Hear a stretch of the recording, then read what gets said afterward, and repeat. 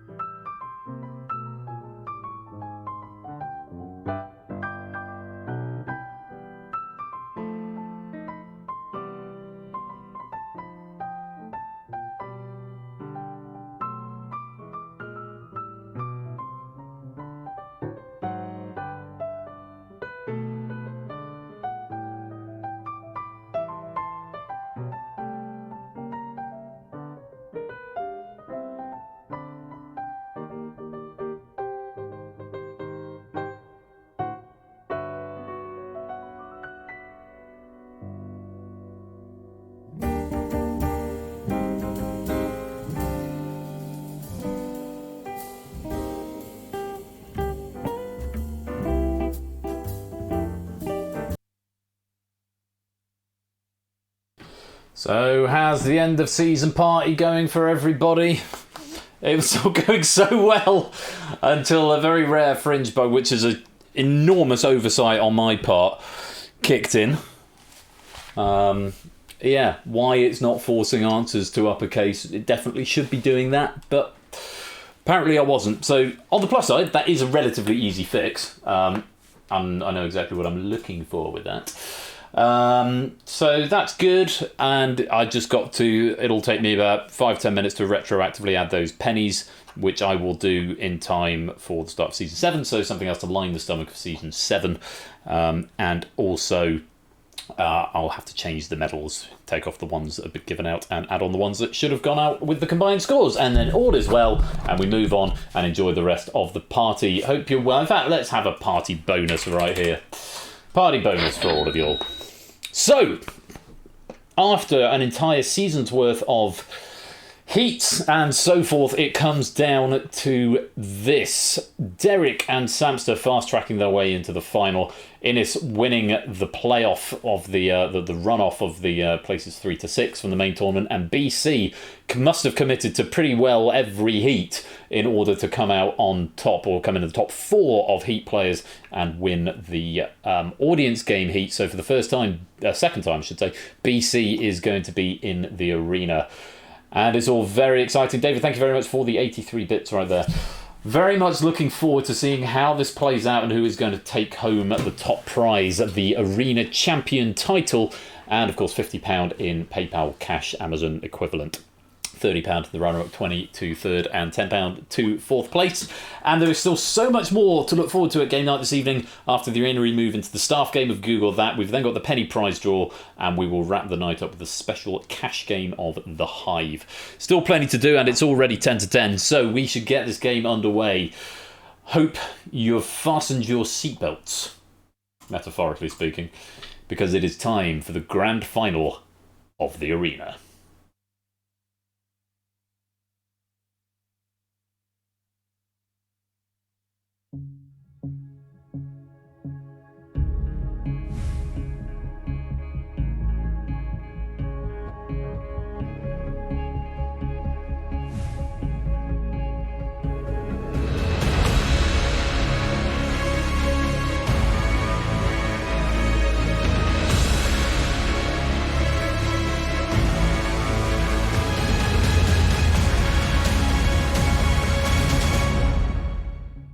Yeah, sorry about that, David. Thanks for the bits. Note to self, don't use party as the key again, because I'm sort of shilling bits off people. That's, not my intention there at all. I didn't even realise that was a thing, but thank you for the 89 bits. C-sharp minor? Yeah, it was Moonlight Sonata.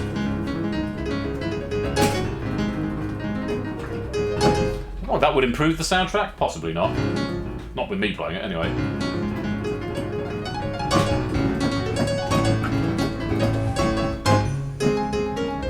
UBBQ, if you want to play along with our finalists, and it's David J. Bodicum's question, Pat, do type in that code right now.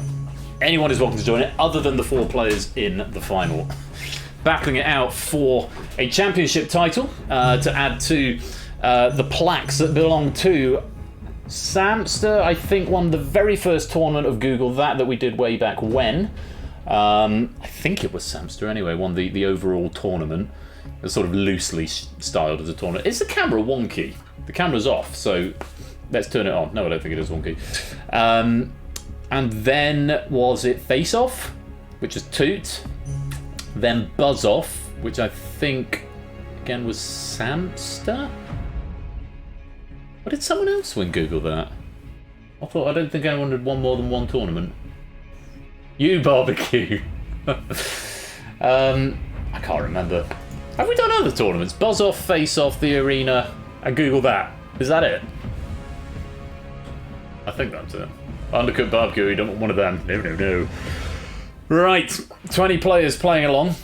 Oh yeah, we did Dog Eat Dog tournament, didn't we? Yeah. A countdown as well. Yeah, there's been a few.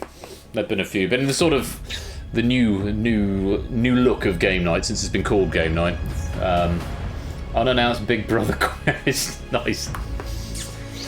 Right, we'll have the staff game of Google That in about half an hour's time. But for now, come and join this lobby if you want to play along with our finalists as they battle it out for some cash prizes and the prestige of being the undisputed arena champion.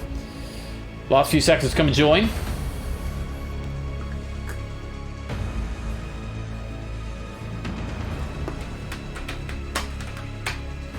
I'll wait till the end of the sting. The prestige, yes, great film. Yes, the prestige of winning.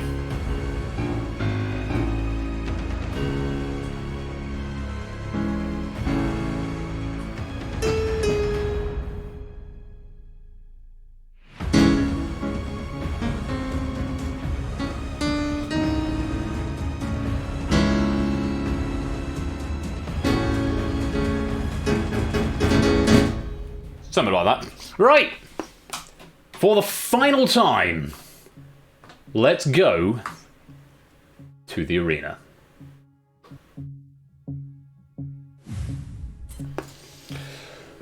And here we are. After 4 playoffs, 20 heats, and then a further 2 playoff qualifiers. 6 qualifiers, that's the expression I wanted. 4 qualifiers, 20 heats, 2 playoffs. It all comes down to this. 4 people have reached the final. The audience are prepped. The questions, as written by David J. Bodicum, have been provided. And our finalists emerge from beneath the sets. Derek, Samster, Innes, and BC. Welcome to the final of the arena. Dramatic voice, dramatic voice, dramatic voice. Well, you have all done supremely well to get to this point, but only one of you can emerge as the champion. I think you all know the rules, but for those of you who maybe haven't played before or want a quick refresher, here are the rules of round 1. It's called 10 in 10. You will face 10 multiple choice questions. You've got 10 seconds to respond to each by whispering A to D or 1 to 4 to Persephone's Twitch spot. Correct answers will earn you a point. Incorrect answers will cost you a point. Abstention will cost you nothing. If only one player gives the correct answer, a bonus point is awarded. At the end of the round, the player with the lowest score will be eliminated from the game. In the event the scores are tied, the player who has spent the longest answering in total this round will be eliminated. So the most important thing to take away from that is that if you get it wrong, you lose a point. If you abstain, it doesn't cost you anything, but it does count as a 10-second penalty if it comes down to a time tiebreaker at the end. Audience, you just get a point for right answers, no penalties for being wrong, so audience may as well attempt every question, but as ever, please do whisper to Persephone's Twitch bot, nothing into the public chat. In fact, just in the interest of keeping things absolutely fair, just going to fire up my stream deck a minute. Has Escape Artist got? Yes, it has. I am just going to activate emote only during the rounds. Good luck. Yeah, turn off your email notifications, yeah, good idea. Good luck to you all. Let's play 10 in 10.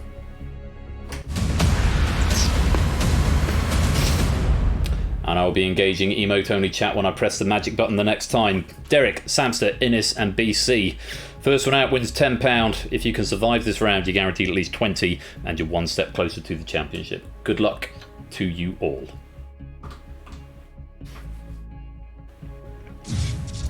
Let's start at the very beginning. Is the first line of which famous musical number? Hello, Do Re Mi, Good Morning Baltimore, Arabian Nights.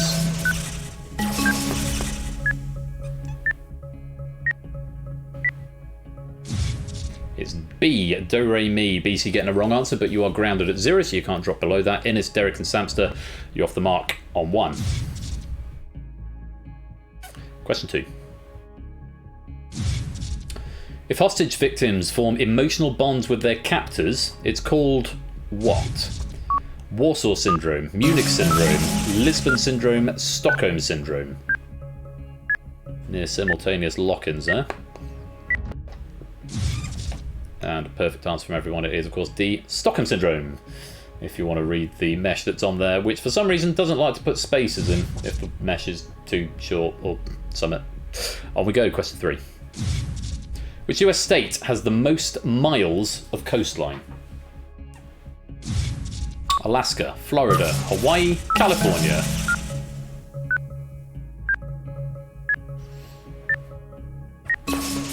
DC is going to give it a go. Not the right answer, unfortunately. You're back down to 0. Derek, Samster and Innes up to 3. The answer is A, Alaska.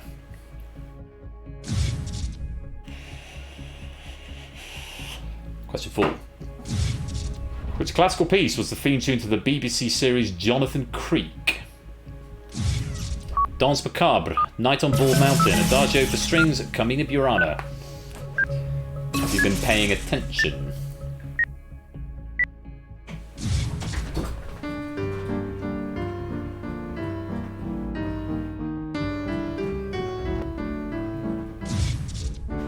Danse Macabre by Saint-Saëns. 4441. Question 5. Which day of the week is known as Dienstag in Germany? Saturday, Thursday, Sunday, Tuesday.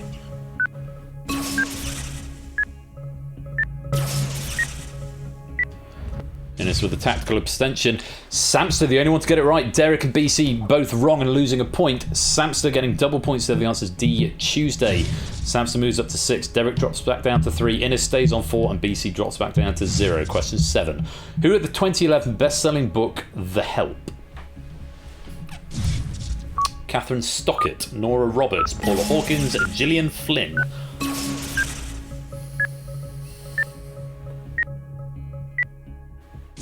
Derek and Innes again, tactical abstention. Samson and BC both correct. Catherine Stockett was the answer, A. Samson moves up to 7, BC back up to 1. 4 questions to go. Still pretty close. What kind of gladiator fought with a trident, dagger, and weighted net? Secutor, Mamillo, Retiarius, Samnite. Reverse this time. Derek and Innes both playing. Samson and BC with the tactical abstention. Both players were correct. Retiarius was the right. C. Innes moving up to 5. Derek to 4. Samson stays on 7. BC stays on 1. 3 questions to go. In which year did Pierre and Marie Curie win a Nobel Prize for Physics? 1923, 1933, 1913, or 1903? BC with a late attempt. Worth the risk as well. D 1903. BC picking up double points, moving up to 3. That's going to tighten it up for the final 2 questions. 7, 5, 4, and 3. 2 questions to go. And it's still all to play for. Question 9. What appears inside the star on the national flag of Zimbabwe? Fish, snake, lion, or bird?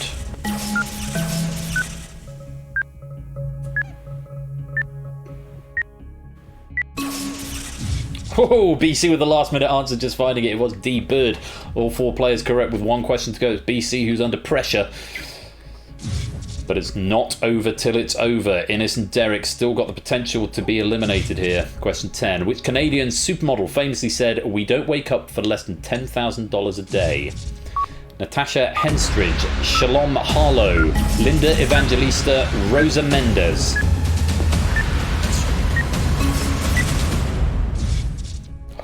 Wow, it is going to come down to time. BC and Derek both finishing on 5. Who's going? It's BC! Oh! What a nail-biter of a finish. BC forcing it down to time at the end of that, with him and Samster both getting it right. Had Samster not got that one right, or Samster abstained, BC would have got double points. It would have been Derek going.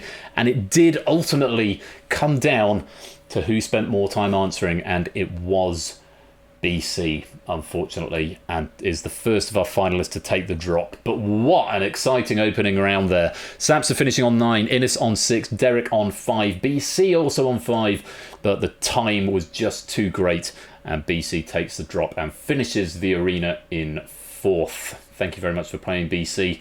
Hope you've enjoyed your time, and £10 PayPal or equivalent will be on its way to you. I will be in touch in the next week or so to arrange transfer of that. Thank you very much for playing, and we'll see you next time. The game plays on. Derek, Samster and Innes moving on to round number 2. 2 with a formidable lead of 9. Quite a few players here on 7 and a couple on 6 as well. Let's go on to round number 2. It's Survivors. You'll face up to 15 multiple choice questions, 10 seconds to respond to each, A to D or 1 to 4 to the bot. Each incorrect player will lose a life. In the event all players are correct, no lives are lost unless sudden death mode is active. I will warn you, arena players, abstention is treated as wrong. From question 9, sudden death mode will be active. In the event all players are correct, the slowest player will lose a life. First player to exhaust 3 lives is eliminated, and in the event more than 1 player exhausts simultaneously, the player who spent longest answering in total this round will be eliminated and take the drop. Minimum of 3, maximum of 15 questions in this round. We've seen sudden death a couple of times. Are we going to see it tonight? Let's find out. Same rules in the lobby. No penalty for wrong answers, so do attempt every question. Good luck. Let's play Survivors. Know what happens when I'm not under hot seat pressure? Absolutely, Jack. Emote only mode becoming active when I press the magic button again. Good luck to Derek, Samster and Innes. Here's question 1.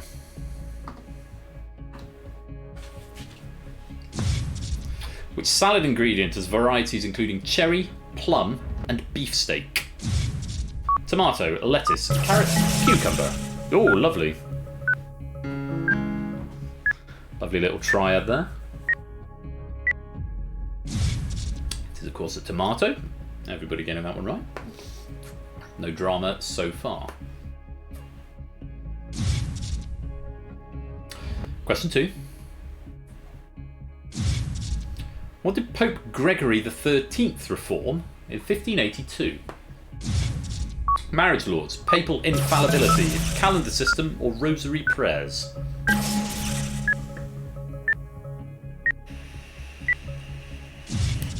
Well, the calendar system, the so-called Gregorian calendar, which is the system that we still use now. All three, still with all three lives. Question number 3. A type of bridge comprising a series of arches carries a road or railway across a valley. Viaduct, aqueduct, ventiduct, oviduct.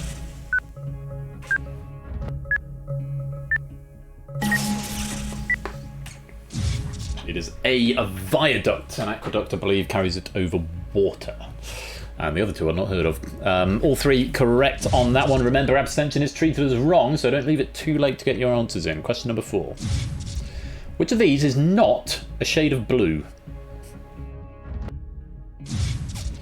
Ultramarine, azure, chartreuse, cerulean.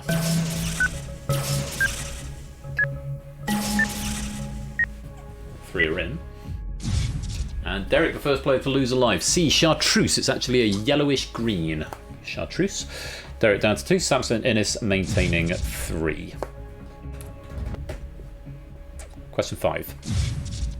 A mariachi band is a group of street musicians most associated with which country? South Africa, Japan, Mexico, or Italy?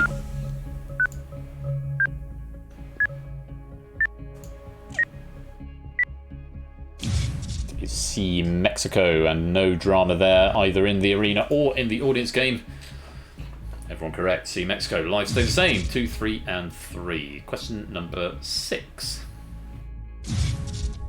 Genuflection is the act of bending the body at which joint? Knee, ankle, elbow, neck.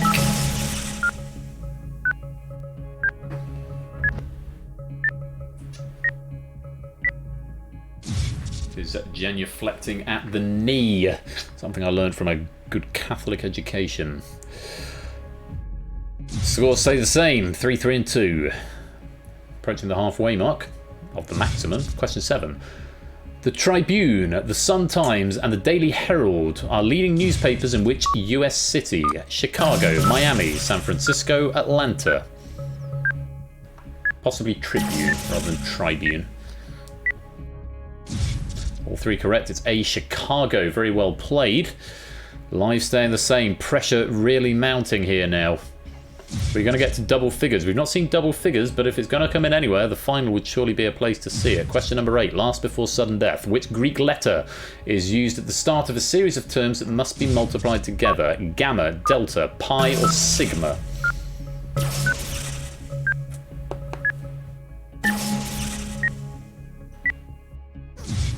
Derek losing a second life. Samster and In is both correct. It's C, pi. P for product. Sigma is used for sum, I believe.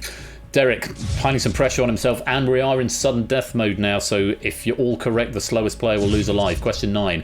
Which Monty Python member was on screen with Casper the Friendly Ghost in a 1995 film? John Cleese, Terry Gilliam, Eric Idle, Terry Jones.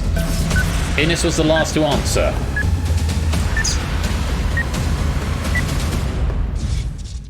And Derek was the only player to get it right, so academic in this case. Samster and Innes both losing life. The answer was C, Eric Idle. Relieving some of the pressure on Derek, but there is still a lot there. Question number 10. What is the main form of sugar found in human blood? Lactose, maltose, glucose, dextrose. Derek was the last to answer.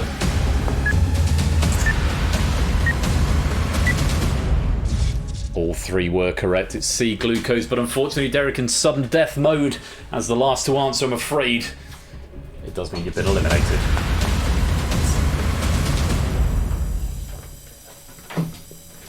And for the final time, Derek drops below the stage. Unfair against two chemists. possibly. That's the way the questions fall. We got through 10 questions. Derek putting up a good fight there, and almost managing to pull it back there as Samster and Innes both lost a life, but it is Derek who takes the drop and third place. £20 PayPal or Amazon or equivalent coming your way in the next week or so, Derek. Thank you very much for playing. Derek, actually the winner of the league, finished top of the league, but we are diverting from the sort of precedent set down by Face Off where the winner of the league ends up winning the final as well. Derek is not going to be our champion. BC, who got in on the audience qualifiers, Innes, who got in on the tournament qualifiers, and Samster, who finished second. It is now between Samster and Innes, both finishing with 2 lives. Head to head against Innes again. That is your final, Samster. Repeat tournament winner. Could have another one. Could be Samster to take it. Or could it be Innes? Innes won Super Week. I was trying to think, I'm sure Innes has won a tournament, but not won a tournament. Innes won Super Week in 2021. Is Innes about to book his first tournament championship, or is Samster about to take his second one on the trot? He won the Buzz-Off tournament, beating Claire in the final, if memory serves, and now he's facing Innes in the final of the arena. Meanwhile, over in the lobby, Toot picking up 18, Quizzle 17, Lupine 16, Shapes 15, AB, me and Aaron, and How Much all on 14. Good scores all round, and pretty close running. Let's go. You also beat me and Liam Face Off. Yes, Innes won in the beating Samster in the final of the Super Week Face Off. So, Samis Sinster could be anyone. Let's go to the final round. So play or pass, you'll face up to 9 multiple choice questions, 10 seconds to respond to each, A to D or 1 to 4 to the bot. Controlling player is shown a category and chooses whether to play or pass the question. Controlling player alternates with each question, starting with the leading player. Correct answers earn a point, incorrect answers earn your opponent a point, and the first to reach 5 points is declared the winner. Again, no pressure in the audience to if you get them wrong. No change to your score, just 1 point if you get them right. It is the final round, and there's always something very emotional when we reach this point. It's the final of the final. It's Samster versus Innes. Let's play or pass.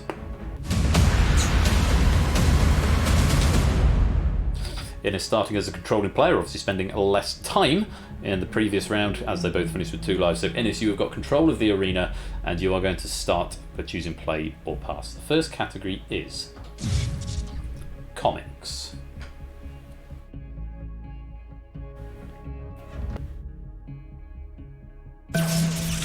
Innes choosing to play. Here you go. What is the catchphrase of Alfred E. Newman, the fictitious mascot of Mad Magazine? Oh my stars and garters, what me worry, Saints preserve us, or sweet Christmas? It's B, what me worry, and Innes is bang on the money, and he's off to a strong start, 1-0 up. Play passes to Samster, or control I should say passes to Samster. Category is capital cities, play or pass.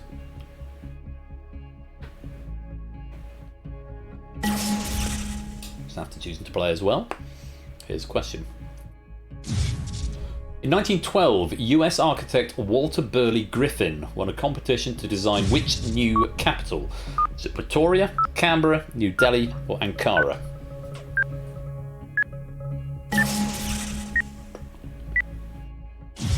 Sam's going for D, Ankara. Not the right answer. It's B, Canberra over in Australia, and Innes with an early break in the final, going 2-0 up. Moving on to category number 3. Innes, you're in control of the arena. Category is unusual objects. And it's another play for Innes. Let's take a look. When is a board mounted on casters called a planchette often used? At a seance, at a banquet, at a roulette table, at a greyhound track?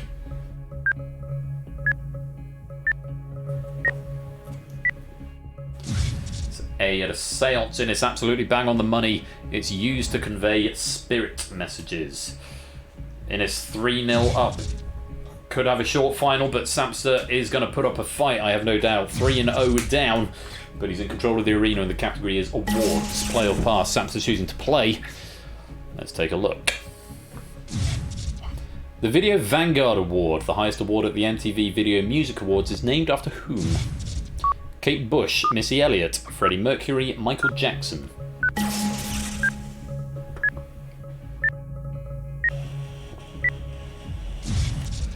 Sam's the beginning of a comeback, maybe. The answer is D, Michael Jackson, which is exactly what he said, and it's 3-1. Control passes back over to Innes. Innes, the category is burrowing animals. Play or pass? And again, a play from Innes. It's taken within match point. Which of these is the name of a genuine burrowing animal? Star-nosed mole, star-lipped gopher, star-eared meerkat, star-eyed badger.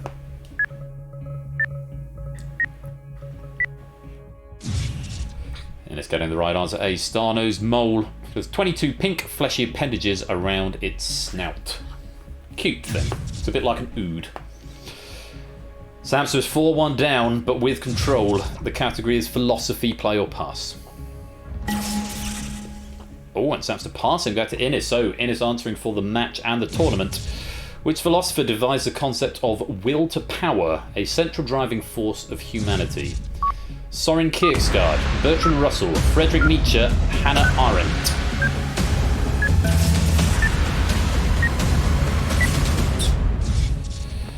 Innes going for A. The answer was actually C, Friedrich Nietzsche. And Samster claiming a point back.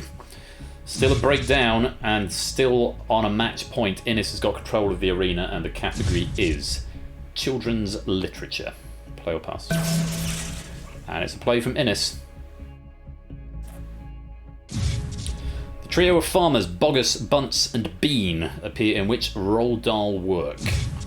The BFG, The Witches, The Twits, Fantastic Mr. Fox.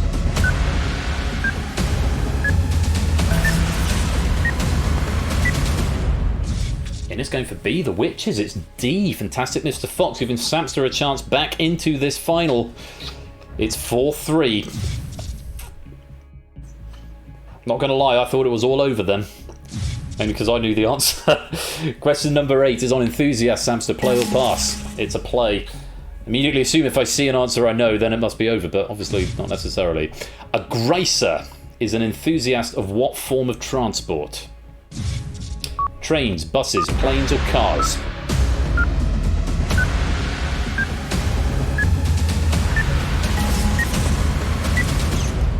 Samster going for C, planes. It's not, it's A, trains. And Innes has got his 5 after 8 questions, and Samster, you have been eliminated.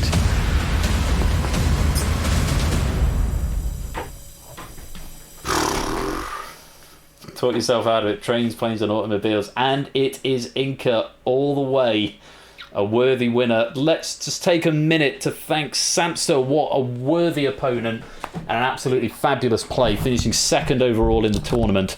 And going out in second place in the final. Picking up £30 and the runner-up trophy. Well, there aren't a trophy. There isn't hardware for this one. But the runner-up place. But the champion had to go through an extra playoff to get here, finishing third in the tournament overall, but an absolute stallion of an effort in this final. The champion, winning 5-3 against Samster, is Innes. Very many congratulations. The title of Arena Champion, Innes, is yours, and your first formal tournament championship title. Very, very well played. Of course, you can add that to your Super Week Championship as well. And £50 PayPal or Amazon cash equivalent will be on its way to you this week. Huge congratulations, and what a great contender. Over in the audience, Tooped finishes on top with 26, Lupine picks up second with 22, and Quizzle gets third with 21. And with that, the arena tournament comes to a close. I hope that you have enjoyed the tournament. It's a very quick and snappy format, and it's been lovely to sort of keep it going in the background throughout the duration of Season 6. But that is going to be it for the arena. We'll meet again in Face Off. Yes, indeed. Good opportunity for me to plug the Face Off tournament. Applications close on Monday. on Monday. So if you want to be in the face-off tournament, which is starting at the beginning of Season 7, 2 weeks today, which means I've got 2 weeks to fix the build and get stuff together for the playoff bit, there's the information that you need. Tournament rulebook and application form right there. Applications close on Monday. And a message from our sponsor, Digital David. I need to head off, but have some intentional party bits. Thank you very much for all the intentional party bits, the 100 intentional party bits. Thanks for joining us, David. Enjoy your time in Wales, and we'll catch up with you again soon. So yes, face-off tournament rulebook and the application form is up there. Do go get them in because the deadline is Monday, 2 days from now, and the tournament will start 2 weeks from now. Right, well, I've had my drama with data leak breaking, and again, huge apologies to both the players and to Oni. I will rectify things that happened, and everything will hopefully work out. We still got to see Oni's pack, it just was a bit of dead time. I will obviously fix that build as well, but thank you for your patience with that. And we've had the darkness of the arena now, and it's all light and fun for the next part of the game. Yes, it is time for the staff game of Google that. We've got 8 members of staff who said they want to get involved, who I will be able to tell you when I open up the build. I think we've got it's a combination of proofers, mods and admins, and prevalent question writers from Season 6. And there's 8 people, leaving 4 spaces for members of the public, I suppose you could say, to come and join the game. Very much looking forward to this. It's a question pack from me. And I think it's quite accessible. I think we'll have a lot of fun with it. I'm looking forward to sharing it with you. So do stick around. The staff edition of Google That coming right up after this break. Enormous congratulations once again to Ines, and huge thanks to David for providing the final pack there. Lovely little pack there. And it is going to be Ines's day. Our champion of champions in the arena is Ines C. And until the next tournament doors are closed now for 2 weeks until we open up with Face Off. Stay right there, because after the break it will be time for the staff game of Google That. You don't want to miss it. It's going to be a lot of fun. See you in a few minutes' time.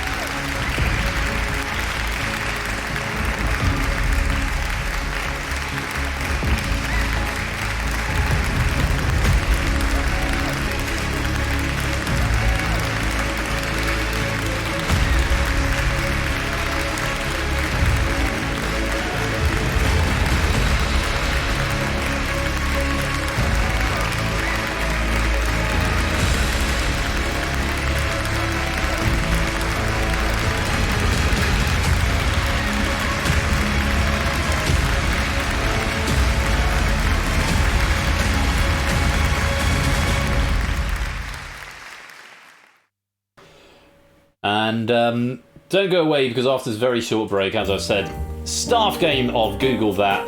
A little thank you to the admin and proofing team. They get to have the staff game. I can't remember who won the last one. I want to say Dev won 2 seasons ago. I think Dev won Season 4 maybe. Someone will have to remind me who won the Season 5 one. I know for a fact that I've not won any of them. But welcome to all the new people joining us as well. If you're new or just coming back, Lewis, Podo, Zeus, Dogfish, Kegler, welcome on in. Let me just get the game loaded up. I'll run a very quick ad break and we'll be back very shortly. Don't touch that dial. We'll be right back.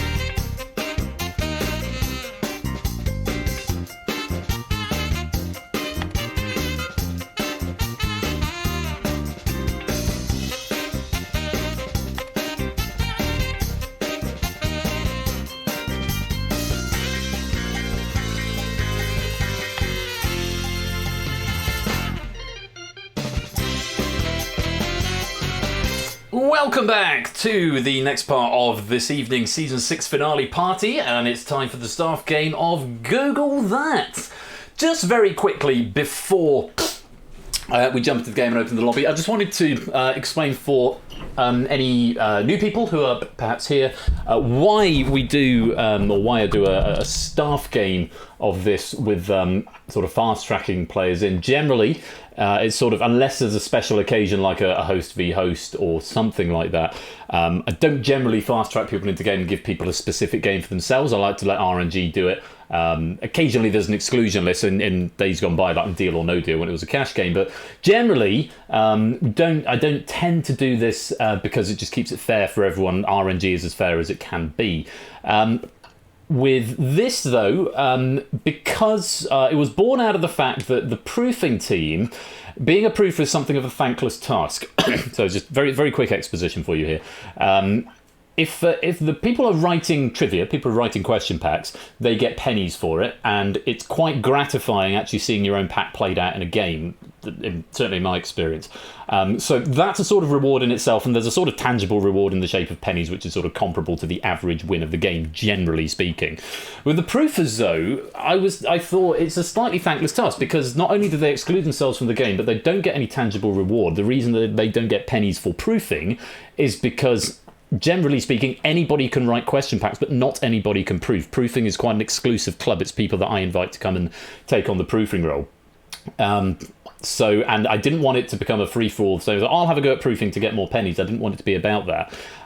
So it's a slightly thankless job, so they're excluding themselves, not getting any tangible reward for it. And I'm always generally trying to be quite as effusive and grateful to the proofing team whenever I'm sort of pinging people out about packs. But it makes sense to sort of tie it in with actually giving some tangible reward. Once a season, we fast track people from the staff team, including the proofing team, into a game. And Google That is sort of quite well designed for it, because it's sort of hot seat, sort of semi-exclusive, but also with a lobby game. So just to get a bit gushy for a minute, we've got 8 players on the fast track list tonight from season 6 doing stuff. So we've got Lewis, one of our latest members of the proofing team, has provided not only some great question packs, but has been a real asset on the proofing side of things. Oni, very prevalent question writer and also member of the proofing team, does a really good job checking stuff, and has a very keen eye for this sort of thing. Samster, another relatively new member of the proofing team, has written quite a few question packs as well, and Colo completes the gamut of question proofers that we've got. Colo, who did a huge amount of work on the proofing the charity stream. I think Colo proofed about 60% of the packs for the charity stream on his own. So enormously grateful to members of the proofing team who are stepping into the game. And then on the other side of things, we've got my great friend Ash the Bash, who is obviously server moderator, Twitch moderator, generally all-round inspirational guy, probably the reason I'm doing this in the first place. So always good to have Bash along. And Score Count, other member of the moderation team, work very closely with Score and a lot of creative consultancy work. Score does a lot of back and forth. Score is not one to mince words, as anyone who has ever encountered Score will probably know. It's here to come last. We don't know that Score, but no, Score isn't afraid to mince his words, generally speaking, and that's a really useful asset when you're making games and you're thinking this is a really good idea, and you need a sounding board to say, actually, no, it wouldn't play well because of X, Y, and Z, and Score is just a fountain of knowledge when it comes to game theory and stuff. So he's a really good guy to have on the team, so he's in this game tonight. We've got Dev as well. Dev is a moderator in the wider community. I know he's a moderator over on Ash's server, and he's there's a sort of the communities together. We have a lot of back and forth, and he's very well respected and has some very good ideas there, so he's very much involved behind the scenes. And the last pre-booked slot goes to Zeusless, who has been one of the ideas. Zeus has been one of the most prevalent question writers of the season. Zeus, I think, wrote maybe 50% of the heats for the arena. So Zeus has done a huge amount of writing this season, so I do like to reward prevalent writers in a sort of tangible way like this as well. So those are the 8 players fast track. There are 4 vacant slots because there's 12 places, and I will say to all 8 of those people who are fast tracked, even though you're fast tracked, you still have to join this lobby, otherwise it won't pick you. So make sure you join the lobby, and then there'll be 4 extra spaces for sort of members of the public, if you like, non-staff members to come and get involved. This is everybody Google that. If you're not one of the lucky 12, you can play along in the lobby game. It's a pack written by me. I think it's a lot of fun. I think it's very accessible, and I hope you're going to have fun with it. Without any further ado, let's open the lobby and get this game underway. Which button do I press? That one. YRTX. Thank you for listening to my little ramblings there. I'd just like to sort of give some exposition as to why there's a specific game designed for individual players. So, I see Lewis, I see Oni, I see Samster. Where's Samster gone? Samster, are you joining? Has he gone for a lie down? Oh no, there he is. There's Samster. Colo has joined. Bash. Has anyone seen Bash? See if we can get Bash. I might ping him. Let me give him a little ping. No, let's see if Bash turns up. Score count. Where's score count? There's score count. Dev. I saw Dev come in. Yes, and Zeus. Where's Zeus? Zeus. I thought I saw Zeus come in. There he is. Grand. So, as ever with this game. Oh, yeah. Bash is on. There he is. Bash, welcome on in. So, as ever, you'll need to whisper to the bot in this game, and all should be well in that respect. So, 4 open slots for anybody to come in and come and battle it out with the staff. Who won the last staff game of Google That in season 5? Because I honestly can't remember. The previous one I think was Dev. Was it Oni? Oni. So we've got Dev and Oni who've won amongst us on the staff games. Who's going to win this next one? We'll have to see. After you gamble it away. Nice. So this game's about. I don't think there's going to be any danger of that tonight, based on my question 5. But I'll let you guys be the judges of that.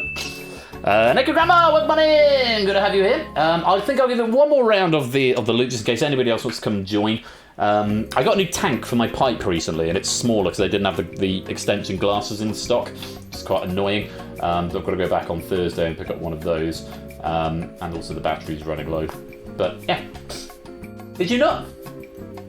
Oh, you're top among the mods. Oh, okay, fine. So who won that? Who won in season 4? Because it wasn't me. Yeah, 5.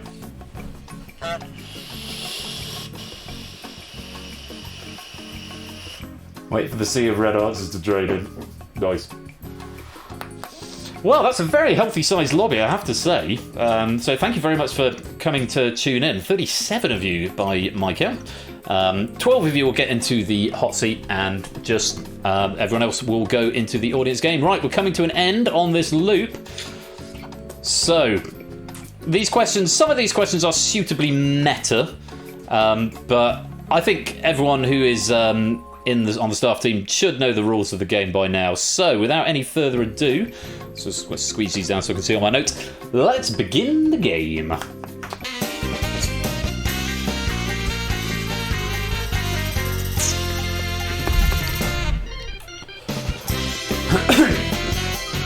Okay, you know who 8 of them are going to be. There's going to be 4 mysteries among you. Good luck. Let's populate those podiums. English only, if you'd be so kind in the chat. Starting on podium number 2, it's Lewis, member of the proofing team. Welcome to the game. Motion tween. I don't know what that means, Dev, but thank you, I think. Coming over to podium number 3 on the left-hand side, it's Samster, another member of the proofing team, prevalent writer as well. Welcome to the game, Samster. Your staff game. And on to podium number 4, we've got Dev, community moderator and overseer of things. Sort of like the Watcher from What If. Moving on, front and centre, podium number 9, it's Zeusless, our arena writer extraordinaire. Welcome to the game, Zeusless. Great to have you here. On we go. Podium number 11 on the far right. It's Oni. Welcome on down, Oni. Prevalent Poofer. I know he's picked up a lot of my packs as well this season, so welcome to the game, Oni. On we go. Podium number 10 in between the two of them. Bonnie Girl 98, welcome to the stream. Newcomer, welcome on in. First time in Google that, first time I've seen you on the stream. Welcome to the game. On to podium number 0 at the top. It is Score Count, consultant extraordinaire and server moderator. Welcome to the game, Score. Good to have you here. Podium number 6 over on the right hand side. Kegler Codes, another guest spot. Welcome on in, Kegler Codes. Great to have you here. 4 more podiums that require filling. Podium number 7 in Corbin Corner goes to Aaron Aromatics, another guest in this stream here. Welcome on in, Aaron. Good to have you. 3 more podiums that need filling. We're going to start with finishing off the centre row. Podium 5 is Pyro Pygmy, another guest slot being filled there. I think that's all 4 guest slots being filled. We should know who's coming in podiums number 1 and number 8. Going to podium number 1, guiding overall. First of all, it's Cola. There he is. Welcome to the game, Colo. Proofer and moderator. Double duties for Colo. And finally, podium number 8 belongs to the one, the only Ash the Bash. Welcome to the game. I hope all 12 of you are ready to play Google That tonight. Yay! And there's everybody else populated into the lobby game. Nick and Grandma are actually going over 2 lines there. Lord Bash on podium number 8. That is truly appropriate. Bonnie Girl, welcome to the stream. Good to have you here. Just want to make sure, and I'm going to ping you at the same time, you happy with whispering the bot, etc.? Because obviously all answers game need to be whispered to Persephone's Twitch bot rather than typed into public chat. So hello, and yes, good to hear. Wonderful stuff. So enjoy the game, first time. And I will say, Bonnie Girl, you are amongst some veterans here of the community, not just staff and writers, but also some very prolific quizzers as well. Aaron's team, Bonnie Girl 98. So Aaron's going to be cheering for you to come second, possibly, and himself to come first. We'll have to wait and see. Good luck, have fun with this pack, and if you're going to play in the lobby as well, enjoy yourself. Kicks ashes. I'm going to stop. I'm going to bring this back to... Order! And we'll... Order! The right honourable gentleman has no business kicking from a sedentary position. Yeah, let's get on with the game, I think. Round 1. Yeah, new lobby game's been in a while, Naked Grandma. It's been in at least 6 months now, I think. So, I'll explain the rules for everybody, so don't worry. Largely speaking, the lobby game is the same as the hot seat game. So round 1 is the early bird. Answer the multiple choice question. The question will appear in the chat first. Whisper A, B, C, or D to Persephone's Twitch bot. Only the first 5 correct answers will score. They've got 10, 8, 6, 4, and 2 points. No points if you're wrong or you're too slow. There's your instructions on how to whisper, though hopefully we are beyond whispering at this stage. We know what we're doing. There's 5 questions in the round and a maximum of 50 points. Obviously no points if you're on, but only the fastest 5 will get points. In the lobby game, I think it's... works in sets of 3, so the fastest 3 get 10, the next fastest 3 get 8, the next fastest 3 get 6, I think. Something like that. So again, it's the fastest 15 in the audience game will get points. Round 1, the early bird, those are the rules. Get your whisper buttons ready. You're whispering to Persephone's Twitch bot, and when the question is in chat, the question is live, even if it's not displayed on the screen yet. Good luck to my wonderful staff, and again, thank you very much for all your help and support over the season and beyond and moving forward. Question number 1, good luck, here it comes. Which of these composers was born most recently? Tchaikovsky, Rachmaninoff, Borodin, or Rimsky-Korsakov?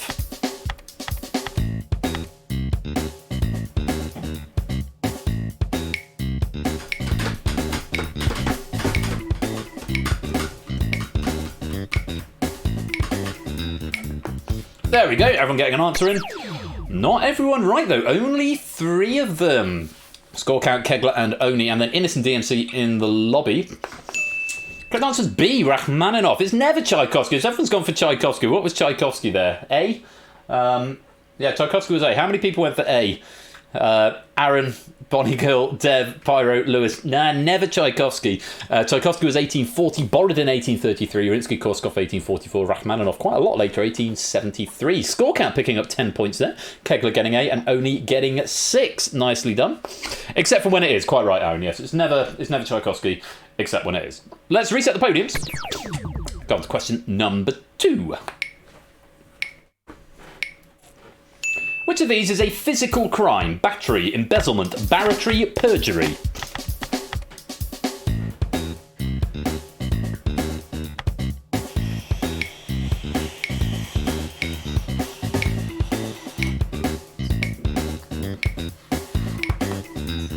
Effrontery? No answer from effrontery there. Fernando and How Much also getting it wrong. Everyone getting it right in the audience game. But only the fastest 5 are going to be rewarded. The correct answer was... battery. Yes, battery is a physical assault. Barratry is vexatious litigations. Perjury, lying in court. And embezzlement is stealing from an employer. Dev picking up 10 points there. Aaron getting 4. Oni getting another 6. Ash getting 4. And Zeus getting 2. Unfortunately for Sam's score, Cola, Lewis, Pyro, Kegler and Bodygirl correct, but not fast enough. And as you can see, you go yellow in the lobby if you're correct, but not fast enough. And the spread of points, it looks like 3 on 10, 3 on 8, 3 on 6, 3 on 4, 3 on 2. Much pog. Let's reset the podiums. And question number... Assault is showing the intent to batter more... Yes, intent to batter. Example of battery kicks Ash's seat. Order! I will name the honourable gentleman, the member for Banterbury. Question number 3. Have a look at this. How is the height of a horse typically measured? Arms, feet, legs or hands?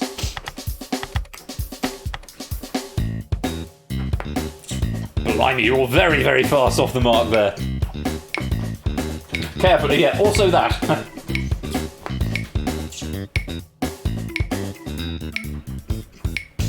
I was very tempted to go head, shoulders, knees and toes on that one, but it wouldn't have worked out, to be honest, based on what the actual answer is. Just Topper and Naked Grandma getting that one wrong in the lobby. Everyone in the hot seat getting it right. The correct answer was, of course, hands. D, hands, which is equal to something... It's about, is it 3 inches, 4 inches, something like that.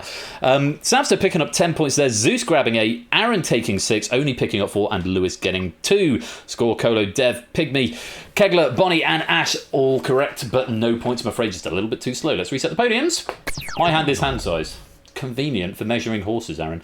Question number 4. Take a look at this. How many barleycorns? Good question. Question 4.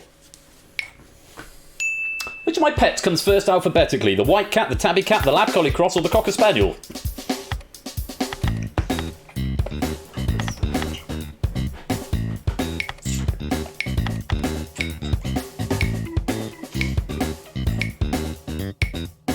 Three barleycorns in an inch. Thank you, Mark.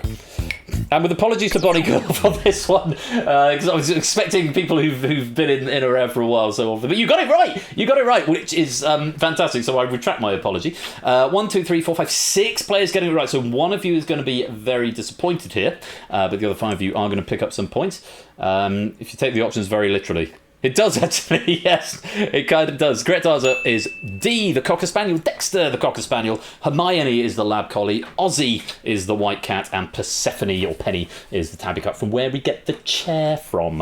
Scorecat picking up 10 points there. Bonnie Girl picking up 8. Samson getting 6. Coda picking up 4. And Aaron picking up 2. Oni, not quite fast enough. And Ash thought it was C. Ash thought it was Hermione. Ash... obviously forgetting about Dexter there, who will be very, very sad about that. But there we go. Never mind. Let's reset the podiums.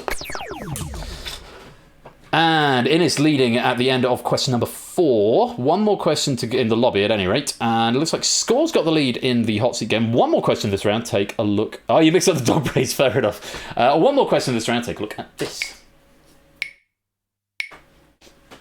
Which of the previous 4 questions started with a different word than the others? The composer question, the pets question, the crime question, or the horse question?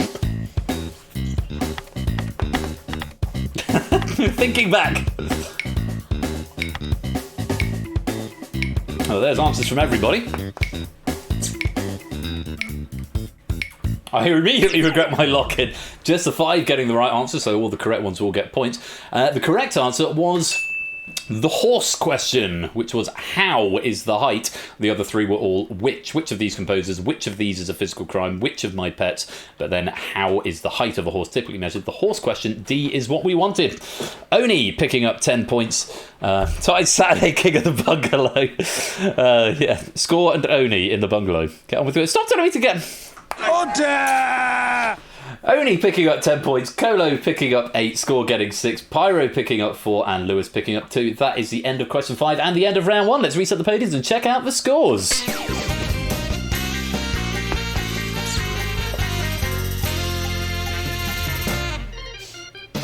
Everyone has something.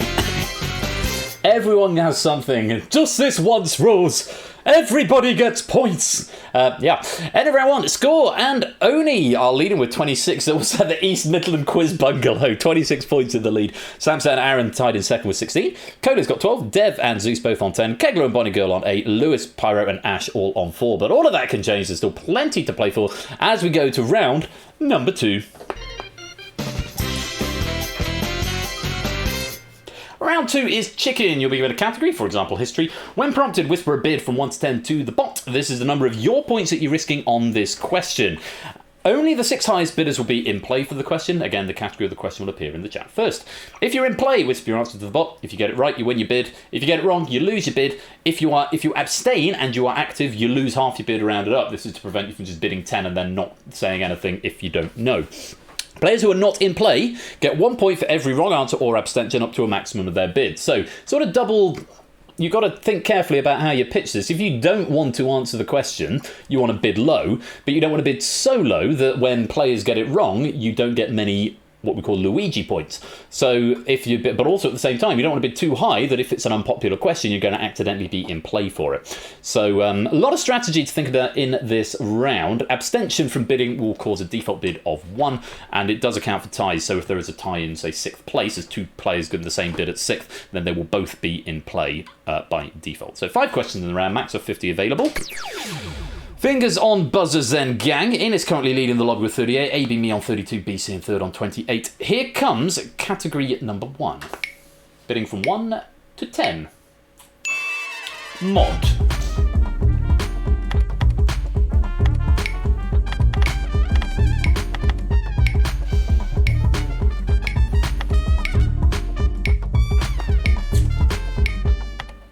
Dev just sneaking in a bit at the last second and getting a bit of 10 in there.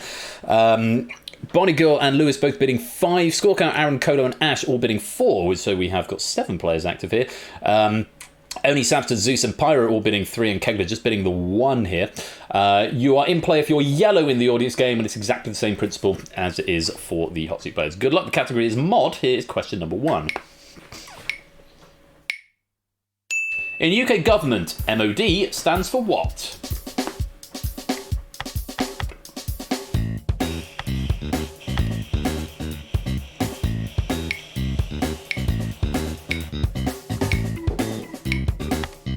Remember, abstention means you lose your bid, half your bid rounded up. Abstention from Bonnie Girl, maybe just erring on the side of caution. Also, Naked Grammar abstaining from that one, going to lose half your bid rounded up. The correct answer was Ministry of Defence. Oh, Dev going for Mock Donalds, losing a full 10 points. Remember, you can abstain if you don't know. If you really, really don't know and don't want to guess, you can damage limitation by just guessing, by just leaving it blank. You'd have only lost half there, Dev. Just something to consider. Ministry of Defence was the right answer. Most players getting it right. Kegler just getting his 1. Everyone else only managing to get 2 Luigi points there rather than the 3 they were hoping for. Johnny Chum picking up 10, as is Topper in the lobby. Let's reset the podiums as we go to category number 2. Fingers on buzzers, 1 to 10. Proof.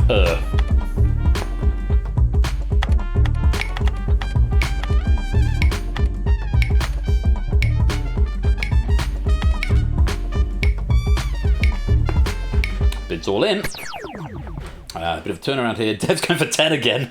Lewis and Aaron going for 7. Samster for 6. Ash and Colo for 4. Everyone else has gone for 3 or less. So hoping for some Luigi points here. Question is on proof. Have a look at this.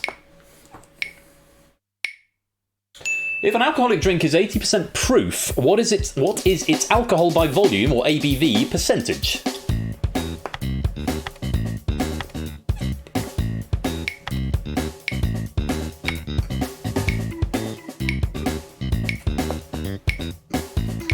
Aaron going to do some damage limitation by abstaining here, possibly. Yes, so Aaron losing half your bid rounded up. Obviously not knowing the answer, not wanting to have a guess.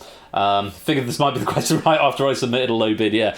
So the correct answer is actually 40%, and only Aaron getting that one wrong, not getting it wrong, but abstaining, losing 4 points. So just a single Luigi point going out to the blue players. Yes, proof is twice the alcohol by volume of any given beverage. To the vodka part, yeah. So vodka would be 80% proof, for example. Very well played. Getting some points on the board. Let's reset the podiums. Innes still with the lead in the lobby. AB Me moving into second with 36. Pum and Ben now in third with 28. Category number 3, get your bids in on the category of admin. Mod, proofer, admin.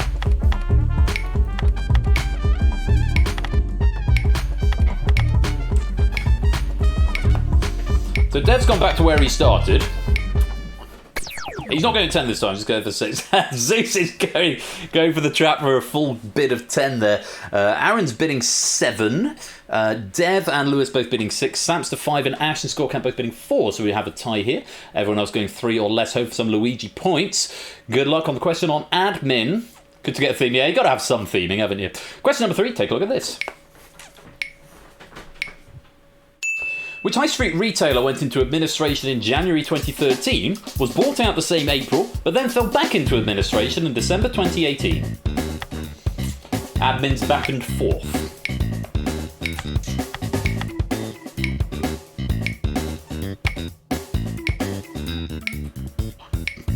They're playing it safe and abstaining for a loss of half the bid. Bit of a trickier one here. The correct answer was...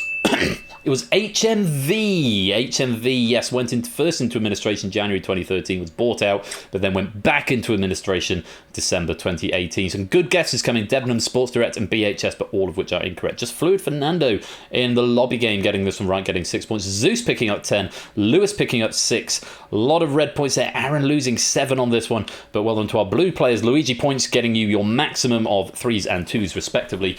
HMV is what we wanted. Let's reset the podiums. A lot of swings in this round. It's a very swingy round. Let's go on to number 4. We've had mod, we've had proofer, we've had admin. Category number 4, bidding from 1 to 10, is writer.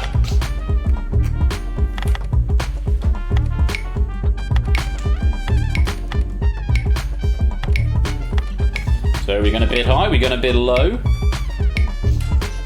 How are we feeling? Wow, okay, we've got some low bids going on here, so quite a few ties. Aaron and Samster both going for 9, Colo going for 4, but then we've got Scores, Zeus, Pyropygmy, Bonnie and Kegler Coach all bidding 3 here.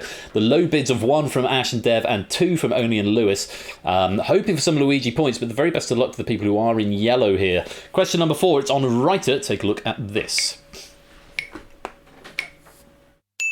Which writer, perhaps best known for his work The Owl and the Pussycat, is credited with popularising the limerick in an 1846 book? Bible, please.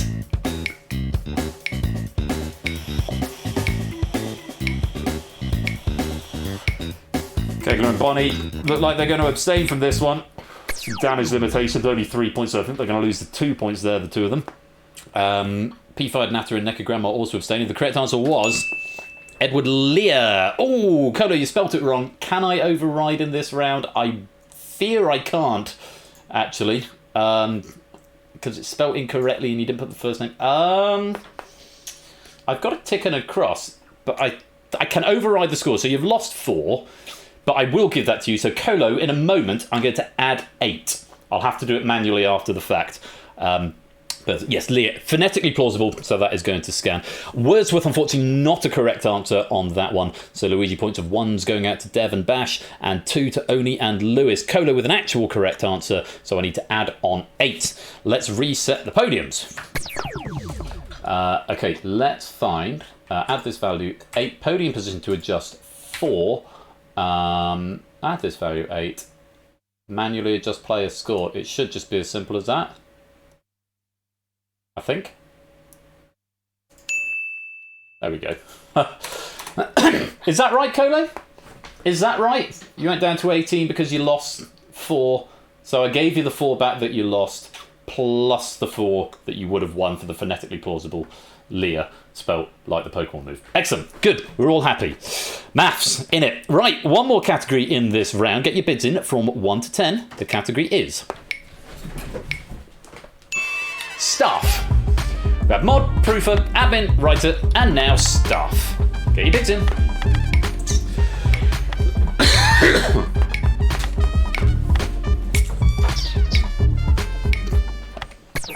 And Dev with the last minute bid of 10 again is going to be in play on this question. Again, some low bids getting into here. Aaron with a 5, Cola with a 4, Pygmy with a 4, Score, Samsa, Zeus and Ash all bidding 3. King Luigi going for the 2 here, and all the players in Luigi mode. No idea what I'm doing. How many times have you played this game, Dev?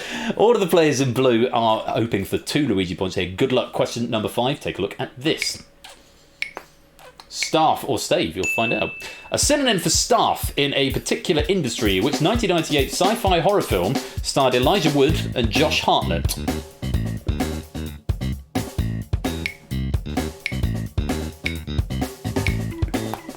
Surely somebody. There we go.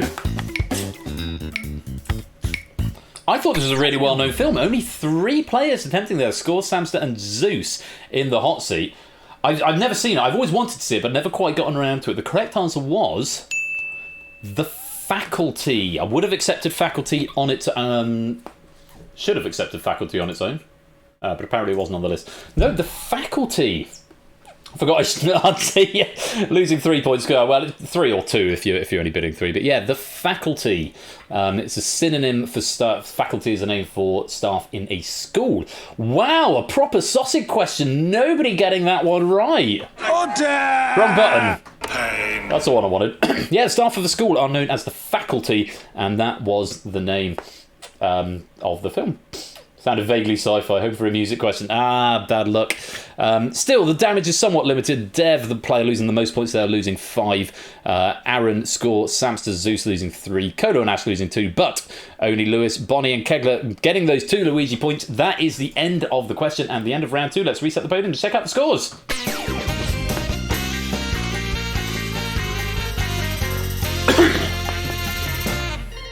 Moving up 2 podiums up. Yep, slide to the left.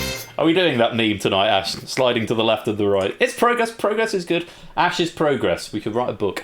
Oni takes the lead with 36. Super Luigi strats paying off for one. Their score count gliding overall now with 27. And Lewis in third with 26. Samster with 25. Kola with 24. Zeus with 23. Good lord, what a close game. 27, 26, 25, 24, 23. Aaron has got 15. Kegler's got 12. Bonnie's got 9. Bash on 7. Pyro on 5. And Dev on 3. Oh, Dev. We started with 10. We started so strongly. You dropped to 0. Got back up to 10. And finished on 3. So, could be worse, I suppose. We're going to go on to round number 3. AB Me now has the lead in the lobby game on 41. Pum and Ben in second with 35. And BC and Apodo tied up for third with 32. In his slipping down the ranks a bit. And Topper and Jet moving into negative territory. All of that could change as we go to round number 3. Round 3 is taboo. Name something that fits a given category. For example, capital cities in Asia. With for one answer only to Persephone's Twitch bot. You score 10 points for giving a unique correct answer. Answers given by 2, 3, 4, 5 or more players. Score 6, 4, 2 and 0 points respectively. No points if the answer doesn't fit the category. So basically, it's sort of like the closest to pointless we get on this. So you're looking for an answer that nobody else is giving in the audience game for 10 points. In the audience game, it does work slightly differently in the audience game insofar as you have to match with something that somebody says in the hot seat game. Whether right or wrong, if someone in the hot seat types Jiminy Cricket and you type Jiminy Cricket, doesn't matter if it's right or wrong. If you match with them, you get a flat rate of 5 points. It was the easiest way of working this round because it does require a little bit of manual marking. So it's the round that generally takes the longest to get through. So I do beg your patience. So audience, yes, it's match game, blankety blank for the audience, literally. So match game for the audience, but in the hot seat, you're looking for correct, unique answers. So sometimes the correct, unique answer is the most obscure, but sometimes it's better to do a double bluff and go for the most obvious, thinking no one will think of that, surely. Up to you how you play this. So you're given a category, for example, capital cities in Asia, and we'll take it from there. Round 3 is taboo. There's the clock. Fingers on buzzers. No bidding in this round, just a single answer. And the first question I want from you is... Name a capital city in Asia that does not contain the letter A when spelt in English. It finally happened!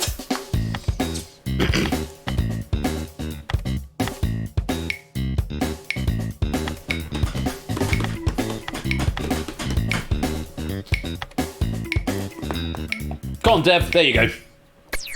Okay, answers from all players in the lobby. Let's have a look and see what you said. Phnom Penh, Pyeongchang, Colombo, Seoul, New Delhi, Bishkek, Beijing, Seoul, Hong Kong, Tokyo, and Beijing. Let me have a look and see what the computer's telling me is wrong. 1, 2 and 8. Pyeongchang has got an A in it. Colombo Not a capital city in Asia. I will double check that one, but that's not one I came across. Oh, it's the capital of Sri Lanka. Commercial capital and largest city of Sri Lanka by population. Well, Lewis, that has slipped through the nets. I don't know how that has slipped through the nets. It wasn't on my list of stuff, but Sri Lanka is definitely a country in South Asia, and capital's Colombo, definitely there. So, Lewis, I will take you off the list of pain by pressing 2. There we go. And 8, Hong Kong. Hong Kong is a city-state, I believe, rather than a capital city.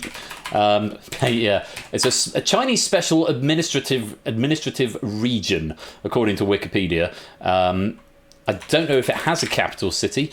It doesn't look like it does because it's sort of semi-autonomous, so I can't accept Hong Kong, unfortunately.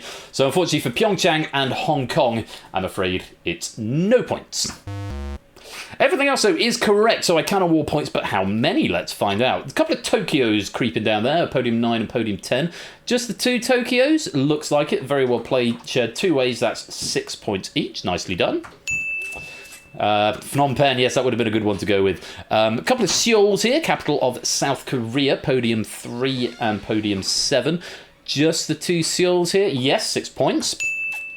2 Beijings here, podium 6 and podium 11, shared 2 ways, 6 points each. Very nice indeed. And everything else is both correct and unique. Phnom Penh, Colombo, New Delhi and Bishkek. All correct, all unique, very well played, 10 points each.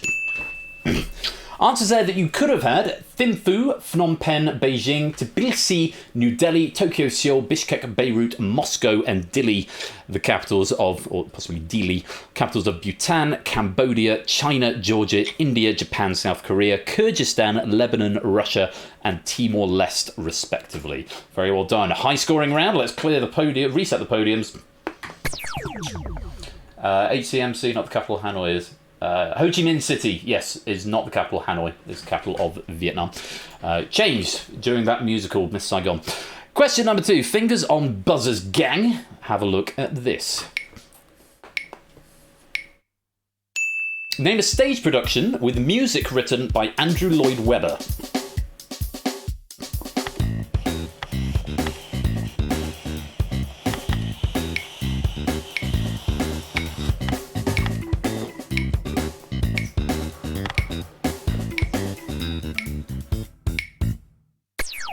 Abstentions from Bonnie and Dev there. Let's take a look, see what everyone else said. Starlight Express, Love Never Dies. Starlight Express, Love Never Dies. Phantom, Starlight Express, Cats, Chess, and Jesus Christ Superstar. Computer's telling me 8, 9, and 11 are wrong. 8 and 11, no answer. 9, Chess. Whilst the libretto, I think, Ash, for Chess was written by Tim Rice, who's a long-term collaborator of Andrew Lloyd Webber, the music was actually, I think, written by Benny and Bjorn of ABBA fame. Let's just double check. Yeah, Bjorn Ulvaeus and Tim Rice. So it was Tim Rice, but it wasn't Andrew Lloyd Webber. Good thought, but not the one. I'm afraid you're going to get no points. Everything else is a correct answer or a variation thereon, but there are a lot of Starlight Expresses in here, so I'm going to go through those first. Podium 0, Podium 2, Podium 5, Podium 6. Just getting some points for the 4 of you there, saying Starlight Express, very well played, 2 points each. 2 players saying Love Never Dies, Podium 1 and Podium 3, shared 2 ways, 6 points each, nicely done. And the other 3 are correct and unique. We've got Cats, Phantom, and Jesus Christ Superstar, all correct, all unique, 10 points each. Answers you could have had: The Likes of Us, Joseph, or Joseph and the Amazing Technicolor Dreamcoat, Jesus Christ Superstar, Jeeves, Vita, Tell Me on a Sunday, Cats, Song and Dance, Starlight Express, Cricket, Phantom or the Phantom of the Opera, Aspects of Love, Sunset Boulevard, Whistle Down the Wind, The Beautiful Game, The Woman in White, Love Never Dies, Stephen Ward, School of Rock, and most recently, Cinderella. 2011's The Wizard of Oz credits Lloyd Webber as the writer of the book, but the music was by Harold Arlen, was the only weird exception there. On point, It's a Beautiful Game is always the answer to go to. Welcome back to the stream, David. Hope the hotel is keeping well. So they're trying to remember Joseph and Just Black. Bad luck, Dev. Better luck on this next question. Let's reset the podiums. And go to question number 3. Take a look at this.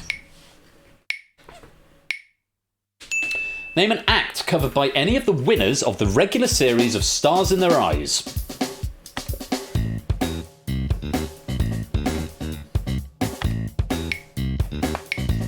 old school here. Have a guess, it might be right. Yeah, Score's got the right idea. Aaron and Bonnie. Oh, Aaron's going Freddie Mercury in the speech bubble. Yeah, I'm afraid I can't condone that, Aaron, because you didn't get an answer in formally, which means I can't override it. But Freddie Mercury, for what it's worth, would have been a correct answer, I think. Yeah, Freddie Mercury is there. So bad luck on that one. We'll see how many points you could have won. Let's see what yours said.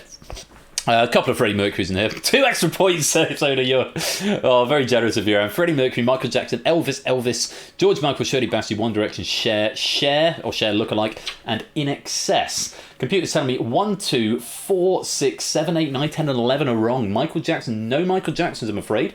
Podium 4, George Michael.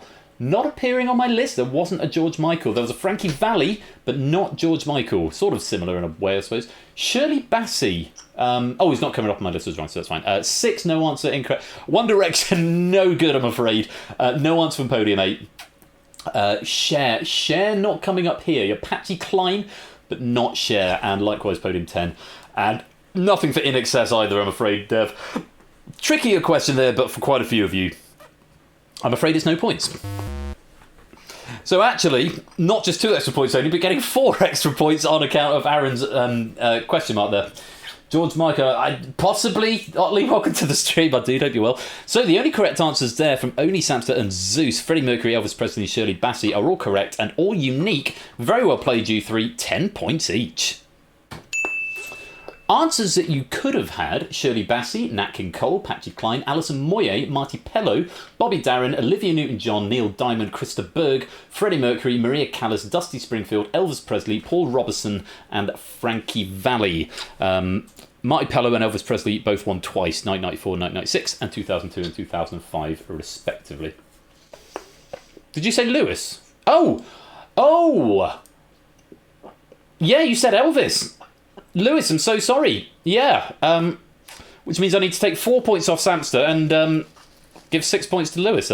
I had Presley down, but I forgot, of course, Elvis is the common first name. So, hello, Quizface, welcome to the stream. That's very valid, actually. Elvis there, Lewis. I was just going through at a glance. That's what happens when I do things fast. So I'm sorry, Samster, I'm going to have to take 4 points off you, but I'm going to have to give 6 points to Lewis. So let me reset the podiums, first of all. And go back up, and we'll find podium position to adjust, podium 3, add this value, -4, manually adjust player score, because it wasn't quite as unique, Samster, as we thought. And Lewis on podium 2, I need to give you 6. There we go. Sorry, Samster. That's the way the game goes. That's my bad. Lewis just jumping into a third place there, and Samster feeling very upset by that. Never mind, let's go on. Question number 4. Take a look at this. These are the days when I added these sort of features to the games. Name somebody who features on a UK banknote currently in circulation.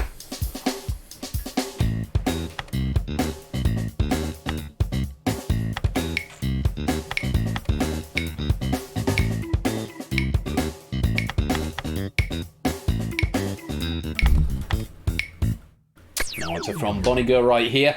Let's take a look and see what you said. Alan Turing, Queen Elizabeth II, and JMW Turner, Winston Churchill, the Queen, JMW Turner, the Queen, Queen Elizabeth II, Jane Austen, Queen Elizabeth II, and Her Majesty Elizabeth II. Tell me 8 and 11 are wrong. 11 is not wrong. It's just one of the variations I didn't quite get to, so we can condone that. Unfortunately, no answer from Bonnie Girl. If you're still with us, Bonnie Girl, let us know. But I'm afraid it's no point. Now, we have got a lot of queens in here. Don't read any more into that than is necessary. Podium 1, Podium 4, Podium 6, Podium 7, Podium 10, and Podium 11. That means it's shared 6 ways. Very bad luck. It was the obvious answer that maybe people thought no one's going to go for the Queen, but unfortunately, no points for the Queen. Sad. 2 people going for JMW Turner. Podium 2, Podium 5. Very well played if you went for one of those. That's 6 points each. Nicely done. And the other 3 correct and unique. Alan Turing, Winston Churchill, and Jane Austen. Well done, Oni, Samster, and Ash. All correct, all unique, 10 points each. Answers you could have had: the Queen, who's on all of them; Winston Churchill, who's on the fiver; Jane Austen's on the tenner; Adam Smith is on the 2007 £20 note; JMW Turner's on the 2020 £20 note; James Watt on the 2011 £50 note; Matthew Bolton also on the 2011 £50 note, a different variation of it; and of course Alan Turing on the 2021 £50 note. That's the end of the question. Let's reset the podiums. One more question in this round. What is this question? Yeah, this one. Have fun with this one. Good luck. Question number 5. Take a look at this. Name a subject for which I received a GCSE as a base high school qualification in 2004.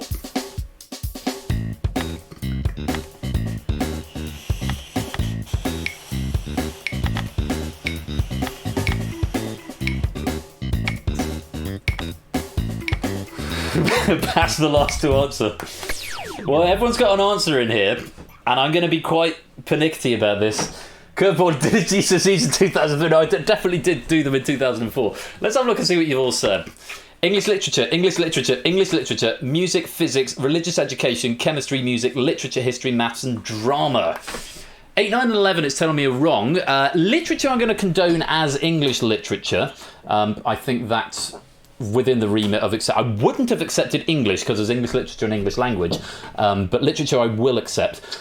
Ash, no, I don't have a GCSE in history, I'm afraid. No, not even. I dropped that like second period French as soon as I could. And drama, would you believe, Dev, I've taught GCSE drama, but actually I never studied it myself. In my school you could either do music or drama, and I went the music direction. Maybe I wish I had done drama. I've done a bit of acting in later life, but I don't actually have a GCSE in it. Don't believe it. There's some schools you can do music and drama, it just depends what the cohort makeup is. So unfortunately for history and drama, no points. Oh, so lots of English literatures going on here. Podium 0, Podium 1, Podium 2, drama diploma from the University of Life, yeah, something like that. And Podium 8 shared 4 ways, very nice, 2 points each. Music, 2 people going for music. Podium 3, Podium 7. Just the 2 of them, that is going to be 6 points each, very nice. Physics, religious education or religious studies, chemistry and maths are all correct and all unique. 4, 5, 6 and 10. Very well played, 10 points each. So, my actual GCSEs, I got an A* in music, I got an A in English literature, I got B's in English language, maths and physics, I got C's in RS, religious studies or religious education, ICT, German, chemistry and biology, and I got a D in systems and control, which was a technology. You had to do a technology at GCSE in my school, which is sort of electronics and stuff, and I got a D because I think I did higher for all of them. I thought, maybe did I do foundation for that? No, I did higher for all of them, and on the higher paper, D is the lowest grade you can get without failing. So I only just scraped systems and control, apparently. I think I might have done foundation German, actually, and on foundation C was the highest mark you could get on that paper. But yeah, I did triple science, so got separate GCSEs in chemistry, biology, and physics. There you go, finding out all about me. That's the answers to all the questions you didn't ask. That is the end of round number 3. Let's reset the podium to check out the scores.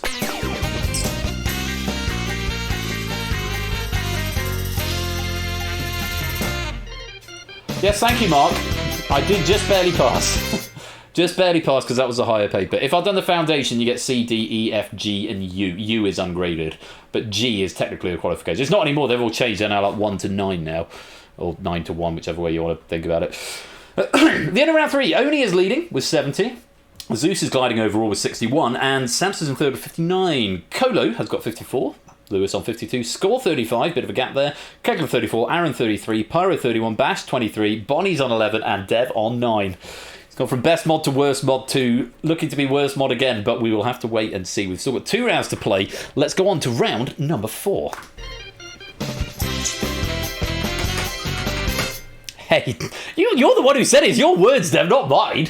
Round 4 is the blind auction. How many questions from 1 to 10 can you answer on 2 given categories? When prompted, whisper a bid from 1 to 10 to the bot. You'll get 10 increasingly difficult questions with 1, 3, 5, 7, and 9, etc. points. Don't answer if you don't want to try the current question, because tactically you can choose to wait for more valuable questions, but once you achieve your bid, you bank your points and are frozen out. Failing to meet your bid loses all points from this round, and beware, a wrong answer will increase your bid by 1, so too many incorrect answers, it may make it impossible for you to bank your points. 10 questions in the round, there's a maximum of 100 points available. So, get your bids in, 1 to 10. If you bid 10, it means you can't get any wrong and you can't abstain. If you bid 9, it means you can abstain from 1. If you bid 4, it means you've only got to get 4, but remember, as soon as you've hit those 4, you can't get any more. So it's a game of how many do I think I can get based on these categories. Want to do French and Spanish at GCSE, but Spanish clash in the same box. Ah, really? Spanish and music? All the languages seem to be lumped together where I'm teaching these days. Although I might be wrong about that. The languages are still compulsory. But I suppose if you want to do extra Spanish, then maybe actually do 1 compulsory language and 1 extra one. I wish I'd done French. I really regret doing German. My best mate's wife is German, but I can't really speak it anymore, whereas French I feel like I'd have kept it up. Anyway, less of that. If you don't submit a bid, incidentally, in the bidding phase at the beginning, you'll be given a default bid of 1. You can throw questions if you want to increase your bid. That's a perfectly valid tactic. Let's go to the auction and have a look at these categories. Questions will alternate, and they will get gradually more difficult as we go on. Good luck. The 2 categories for round 4 are blockbusters and blockbusters. 1 to 10.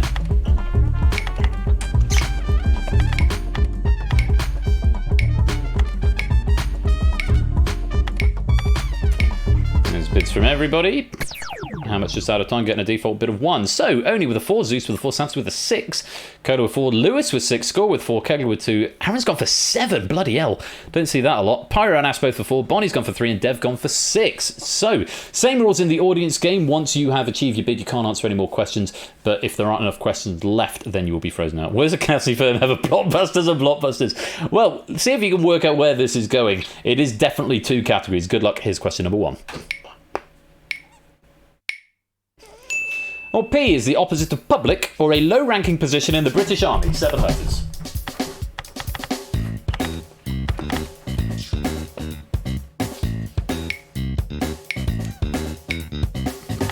Oh, Ash is going to go for the peer pressure with the rest of the group, but Ash has gone for this one as well. Hoping most of us got this one right. The correct answer is private. I'd like another pip, please, Ben. Okay, you can have another pip, Ash. You'll take you up to 5 for everyone else getting the correct answer, which is, of course, private. Ash now up to 5, and he's 5 from 9. Everyone else losing a pip there. I get it, because it's Blockbusters. Yeah, very nice. Question number 2 is worth 3 points. 9 questions remaining. Take a look at this. Released in April 2019, which blockbuster concluded the Avengers Infinity Saga?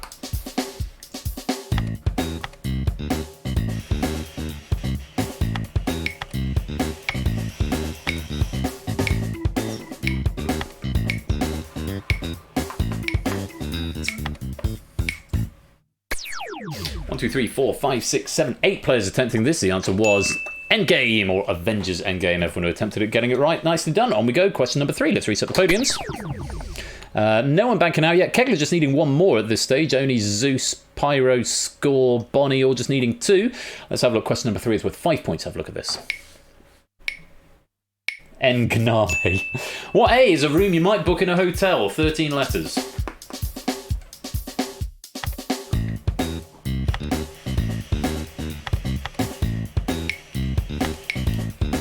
I really wanted this to be a spelling bee round, but that would have required rewriting the code substantially. So your spell checker might still save you. Only can't count. 1, 2, 3, 4, 5, 6, 7 players attempting this one. The correct answer was accommodation. A-P-P-A-R-T-M-E-N-T. Even with 2 P's, which is the wrong spelling code, I can't condone that because you get the number of letters. Accommodation is a room you might book in a hotel. Saved by the spell checker there. Yes, accommodation. 2 C's and 2 M's in accommodation. Cola, you're going to earn yourself an extra pip there, unfortunately. You're up to 4. Let's reset the podiums. Nobody banking out yet. Nobody frozen out just yet. Aaron is down to 4 already. On to question number 4. So we're 7.7 questions remaining. Have a look at this. Directed by Roland Emmerich, which 90s blockbuster featured aliens invading Earth and an all-star cast including Bill Pullman and Jeff Goldblum?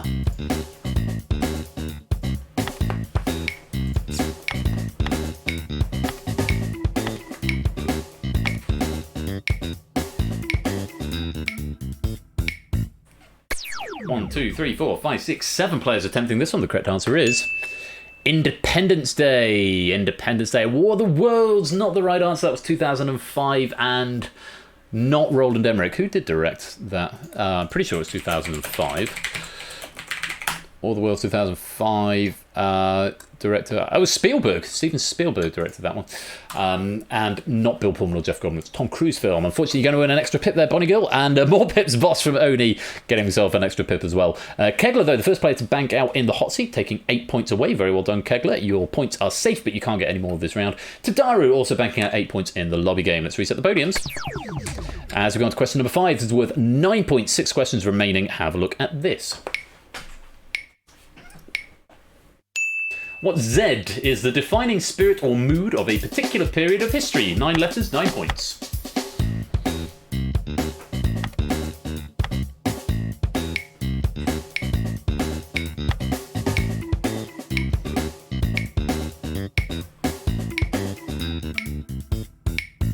Eight players attempting this in the hot seat. Pyro, Ash, and Bonnie sitting this one out. The correct answer is Zeitgeist. Zeitgeist is what we're after there. Innis and Lupine both banking 25 in the lobby, and Zeus banking 20 in the hot seat. It's going to put him in a strong position moving forward, but we have still got 5 questions left this round and plenty of players with lots of pips that they need to get rid of. Everyone else who attempted getting it right, nicely done. Let's reset the podiums. As we move to question number 6, for 11 points, 5 questions remaining. Have a look at this. Which Hollywood blockbuster was the first to gross $1 billion worldwide?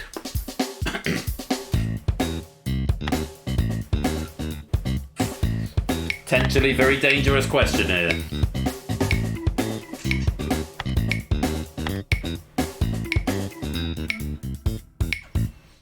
And we've got 1, 2, 3, 4, 5 attempting it. A couple attempting to bank out by the looks of it. The correct answer is... It is Titanic.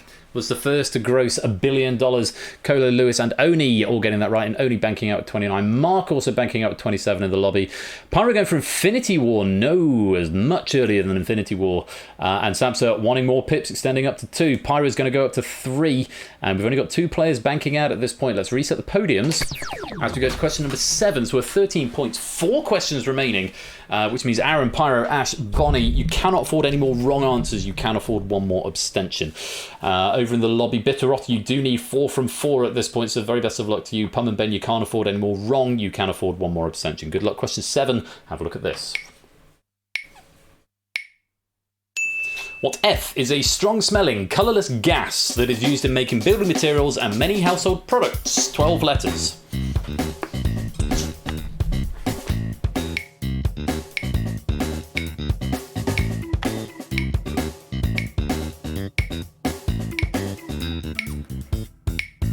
Just Samster and Lewis in the hot seat attempting this one.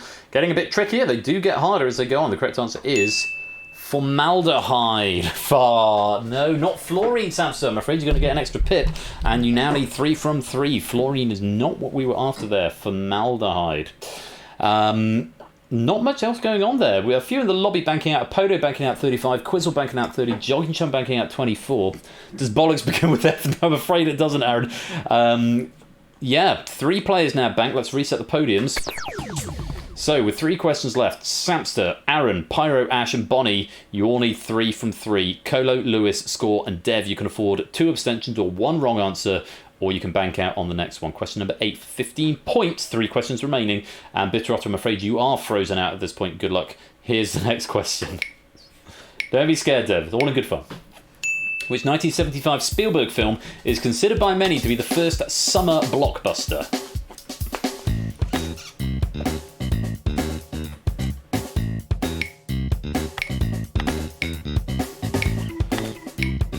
Bonnie, Pyro, need an answer or you're going to be frozen out.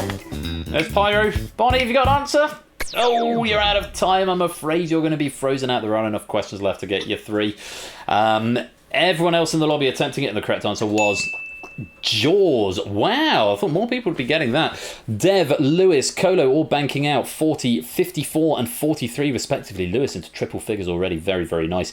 Samson and Bash both getting it right. Pygmy and Aaron going for Indiana Jones and Close Encounters of the Third Kind respectively. I'm afraid you're also going to be frozen out because there aren't 4 questions left and you need 4 pips. Bonnie is also going to be frozen out because there aren't 3 questions left. And Score getting an extra pip. Not quite frozen out yet, but Score will now need 2 from 2. Over in the lobby, AB Me, BC, Fluid Fernando, Cycle Space, DMC, and Proogs all banking out a decent chunk of points right there. Let's reset the podiums. 3 freeze outs in the lobby. Naked Grandma now also frozen out in the audience game. Few people needing 2, a few needing 1. And in our hot seat game, Samster, Score, and Ash, you all need both of these. So you need to attempt this question and get it right if you want to stand a chance of banking any points. Question number 9, 17 points. Good luck. Have a look at this. What P is a form of horror theatre that uses 1 or more magic lanterns to project spooky or scary images. 13 letters.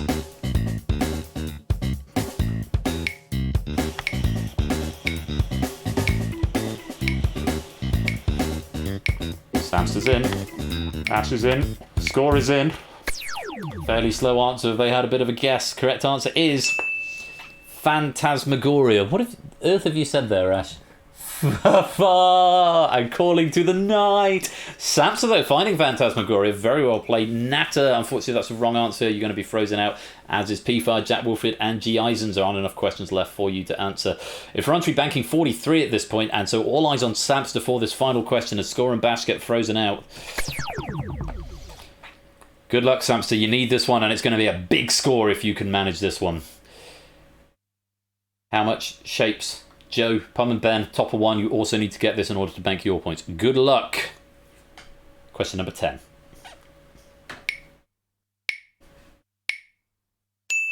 The last time a summer, i.e. June, July, August, released blockbuster was the highest grossing film of the year was 2016. What was the film?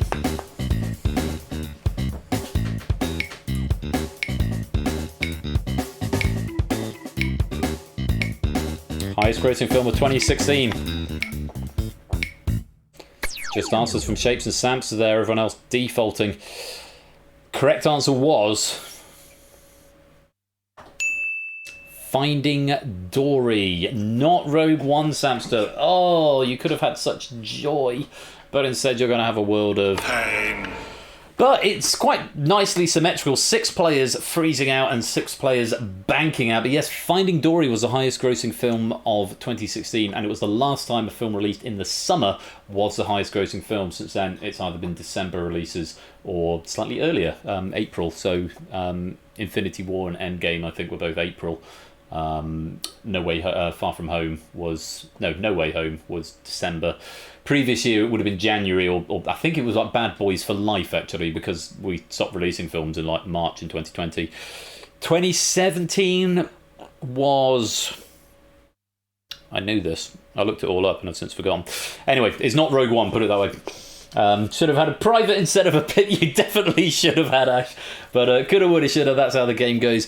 Bad luck to Samster there. And that is the end of round 4. Let's reset the podiums and check out the scores. Slide to the right. Yes, you can kick Ash again, Dev. Order! We must have order here. Lewis with 106. Oni gliding overall with 99. Colo in third with 97. Went for more pips with Titanic. Thank God I didn't. Zeus 81. Samster 59. Dev 49. Kegler 42. Scorecount 35. Aaron 33. Pygmy 31. Ash 23. And Bonnie 11. Lewis has got the potential to set a new record. 186 set by Lupine, I think, is the highest score ever in this game. And remember, pennies do count. There's gold, silver and bronze for the players in the hot seat. There's a medal for the lobby game, currently tied between AB Me and Fluid Fernando. BC and Apodo in silver and bronze positions at the moment with 83 and 82. Very, very tight game at the top. So you've got gold, silver and bronze to play for. You've also got bragging rights to play for. But you've also got pennies. Points equal pennies in this game. And some extra pennies. The last game before the penny prize draw could be very, very useful. Let's go to round 5.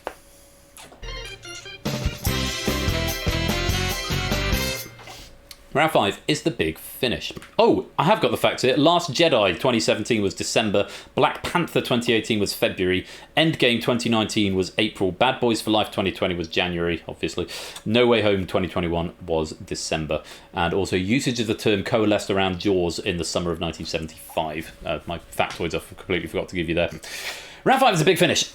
When prompted, whisper a bid to Persephone's Twitch spot. Any amount of points from 10 up to your current score. If you've got fewer than 10, you won't be able to bid, and you'll be given a default bid of 10. You will finish on a minus score if you're wrong. Question appears, whisper your answer to the bot. Correct answer wins your points. Wrong answer loses your points. One question in the round. Theoretical maximum of 250. Take a little look to see how many points you think you want to bid. Do you just want to win? Do you want to maximise pennies? Do you want to go for a hubristic world record? I think this question is fair, mainly because we've seen so many questions, so many games of Google that recently where like only one player gets the final question. So I think I've made it still puzzly, but I think I've made it fair. I will, yes, hashtag fair. I will let you be the judges of that. Everyone has got at least 10 points, so if you don't submit a bid, it will be a default bid of 10. 10 seconds or 12 seconds to get your bids in. The category for the big finish is... This gettable question has the answer hidden in the category somewhere, I promise.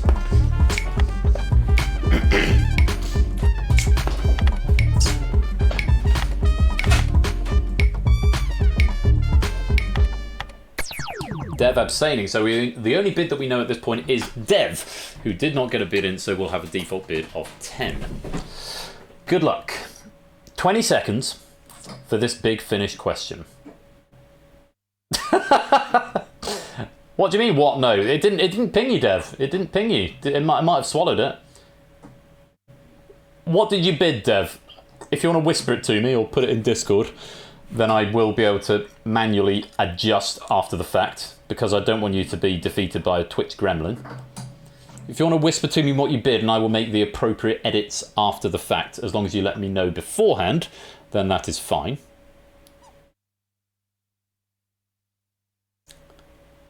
Giving Dev more time to think about his bid. Can't wait to lose more than 10. Okay, that's good. I will make the necessary adjustments after the fact, Dev. So, the category is this gettable question has the answer hidden in the category somewhere, I promise. 20 seconds. Good luck. Here's the question. Which word, spelled the same in French as it is in English, is an anagram of the noise made by a sheep or goat?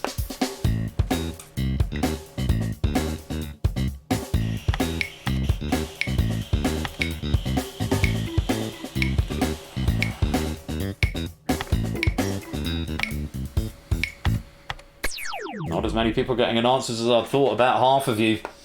Only adjust it if I'm wrong. Okay, well, we'll find out. Which word, spelled the same in French as it is in English, is an anagram of the noise made by a sheep or goat? I will not accept said anagram. The correct answer is... table. Oh my goodness gracious me. Plus 86 is from AB Me and Fluid Fernando. Look at all these double ups we've got going on here. My goodness gracious me.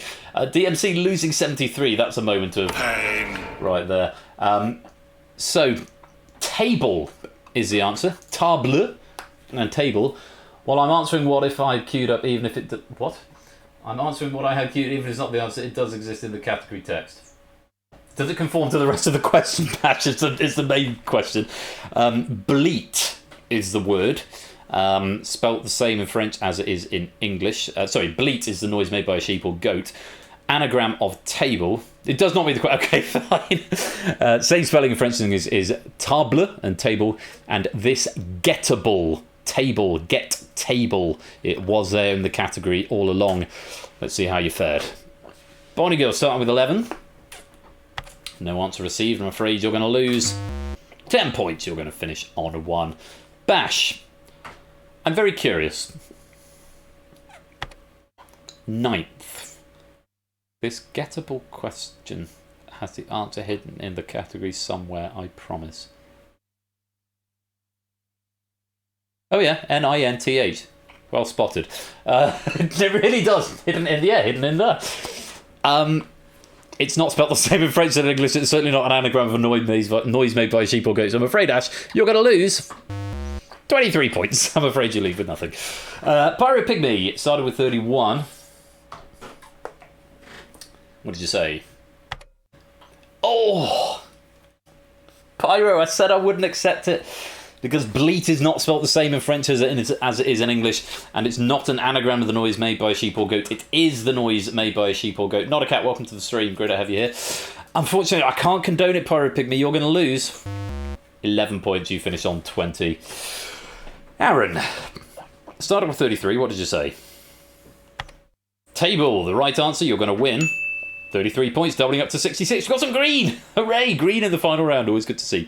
Score count. Started with 35. What did you say? No answer. I'm afraid you're going to lose.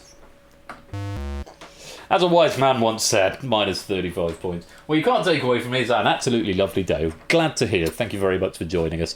Kegler started with gambling recklessly paid off. Not on my own, I might say. No, that's true.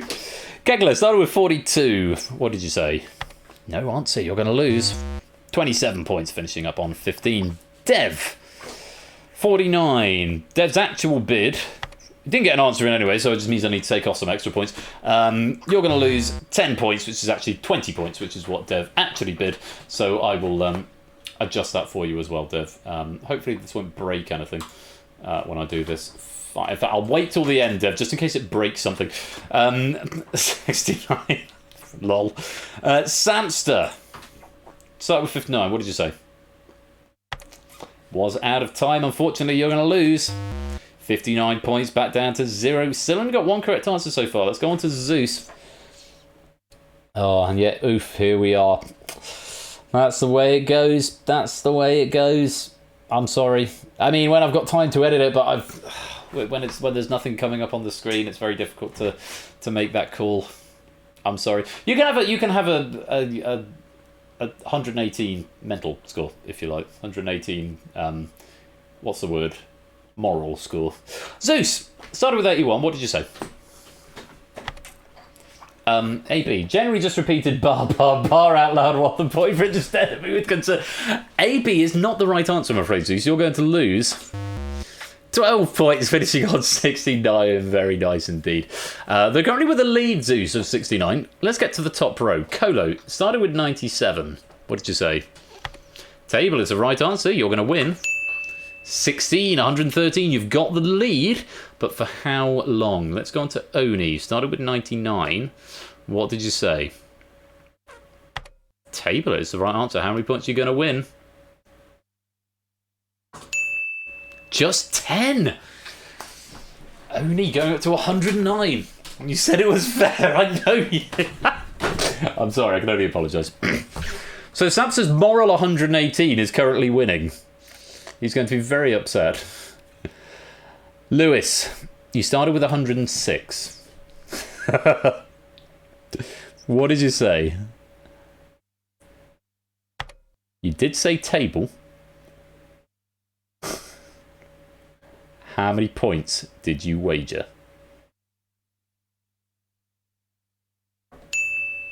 81, and it's a new world record by 1. I'm pretty sure it was 186 by Lupine before, and Lewis has definitely sat and worked that out to get to 187.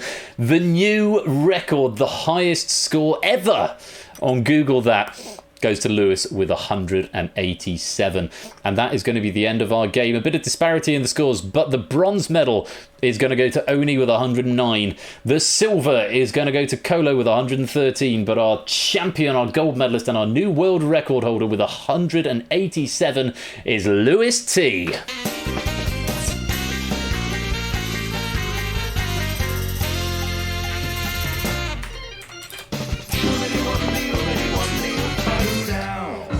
And a message from our sponsor, Lupine. No, Lupine gifting out a sub to Lewis T there. Lupine, thank you very much. Passing the baton over through the medium of gifting a sub. And, before I forget, there you go, Dev. That's your 20. What a fun game. I hope you all enjoyed that. And AB, me, and Fluid Fernando taking joint gold in the lobby with 172. BC picking up silver with 160. No, so you only get winners. You only get lobby medals. So BC and Innocent Frade, no medals. But you do get your weight in pennies right there if you've got more than 0. AB, me, and Fluid Fernando, that should be to Google that medals. Although I only added the medal feature for the lobby game. So I'm kick cash again. I only adjusted the medal tables for the lobby game this afternoon, and I didn't test it. It looked like it was working fine, but just check on your individual player things. AB me doesn't currently have a Google that, and Fluid Fernando doesn't go as first medal for Fluid Fernando, so nicely done. So if those don't adjust, then I know there's a problem in the code and I'll go and fix it. Quizface, got some pennies to redeem. So Proogs cashing in 200 pennies right there. Proogs, let's award you. Yes, because of course the penny prize draw is coming up in just a second. Come on. Proogs, 200 pennies. There you go. And let's do the tick. And Quizface. 200 pennies. Award. And tick. Oh, I'm going to have to do all of them now. Kegler Coach, 100 pennies. Oh, let me do Mark's, because Mark's first, because Mark's also wanting 200. Mark, 200 pennies. There you go. Kegler, 100 pennies. Yeet. It seemed like a good idea to have a slider at the time. But Kegler Coach, 100 pennies. Tick. And Silent Marine, 100 pennies. There we go. Just in time for the penny prize draw.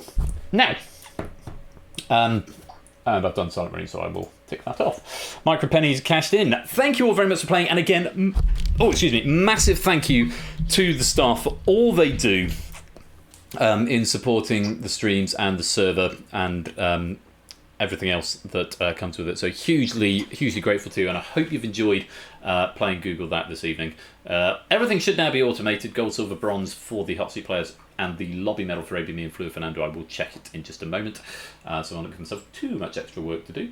And Pum and Ben wanting 100 pennies as well. Let me give Pum and Ben 100 pennies. There you go. Boom and tick. So I'm going to refill my glass. We're then going to do the penny prize draw, and that will then be it for season 6, other than our cash game of the Hive to finish the night off. I said it was going to be late. We did lose time in Data League as well. 120th puts me on the leaderboard because I have a feeling it's lost. I'm pretty sure it's not. But bear in mind, the pennies from this game haven't written yet because I haven't rolled the credits, and they won't update until I do a bonus, which I will do after the credits have finished rolling. So sit tight. When I come back, we'll do the penny prize draw before our final game of the season, the cash game of the Hive. Thank you again to all the staff for taking part. I hope you enjoyed that question, Pat. Thank you for taking part in the lobby. Let me roll credits, and we'll be back for the prize draw in just a few minutes' time. And congratulations to Lewis. New world record.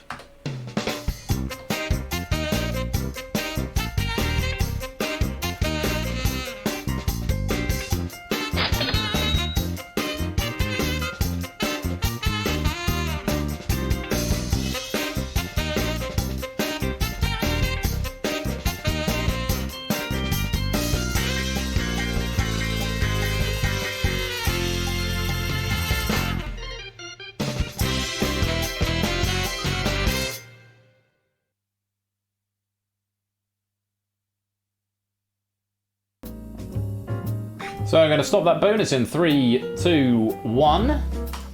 There we go. Everything should now be up to date, including the pennies from the last game.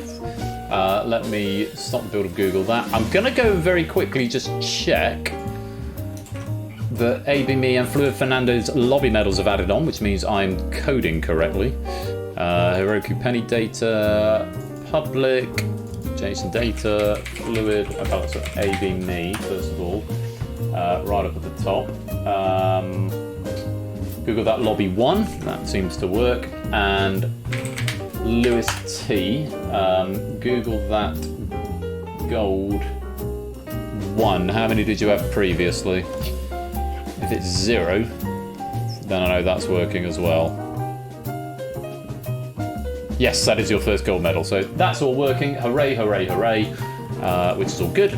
So, I'm going to go refill my glass as the party continues with the penny prize draw in just a few minutes. Very quick ad break. Don't touch that dial. We will be right back.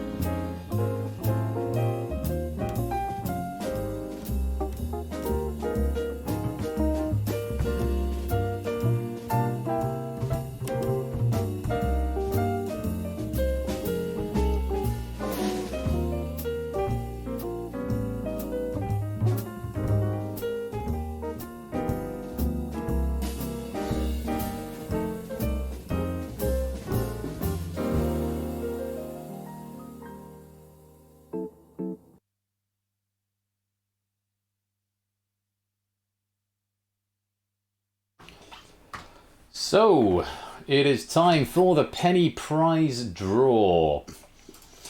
So I need to fire up the build and make sure it's all working.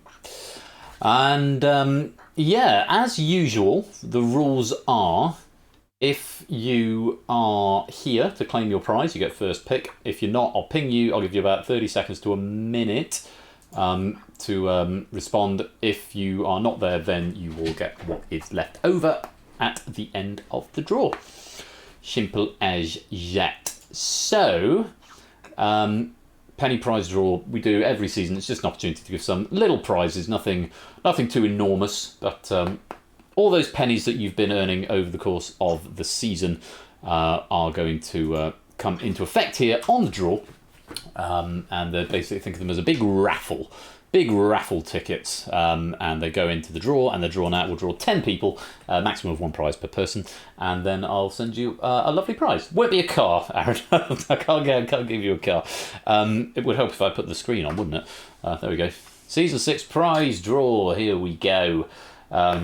And so we do this every season. It's just a bit of a thanks. This is actually going to be quite expensive stream because with the prizes from the arena and the prize draw here and the cash game next. But it's all in the spirit of good fun, and it's a little way of giving back from me to you to say thank you for all the support over the season and the previous seasons. And hopefully we can get you something nice. There's a mixture of prizes available. If I press go to draw, is that the one? There we go. So it's the same prices as always. £25 Spreadshirt voucher times 2, £15 Spreadshirt voucher times 2, and I will add at this point that Spreadshirt are the company that make all of the Persephone's Chair merchandise.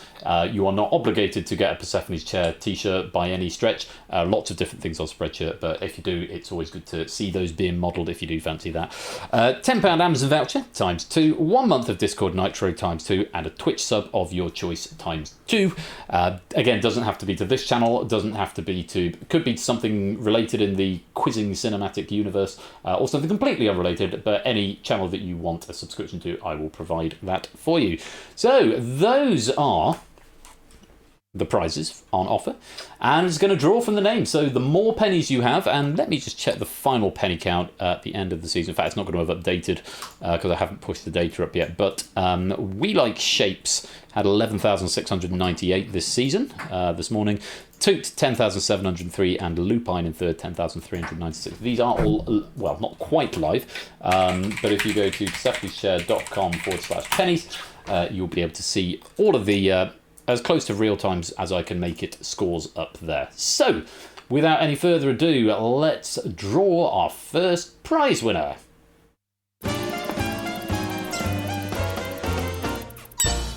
Ha! Innes!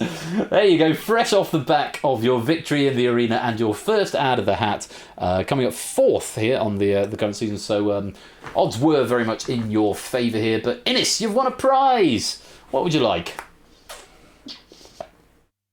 Let me know and I will assign you the prize. Milking bed dry, yeah, just a little bit. That's not the first time I've had multiple prizes. I think it was Quizmas. There was one player who I won't name, but, well, it's going to be fairly obvious when I say it. I think it was Samsa who won a Quizmas game and won Buzz Off and won something in the prize draw all at the same time. So Samsa had quite a lot of me last season.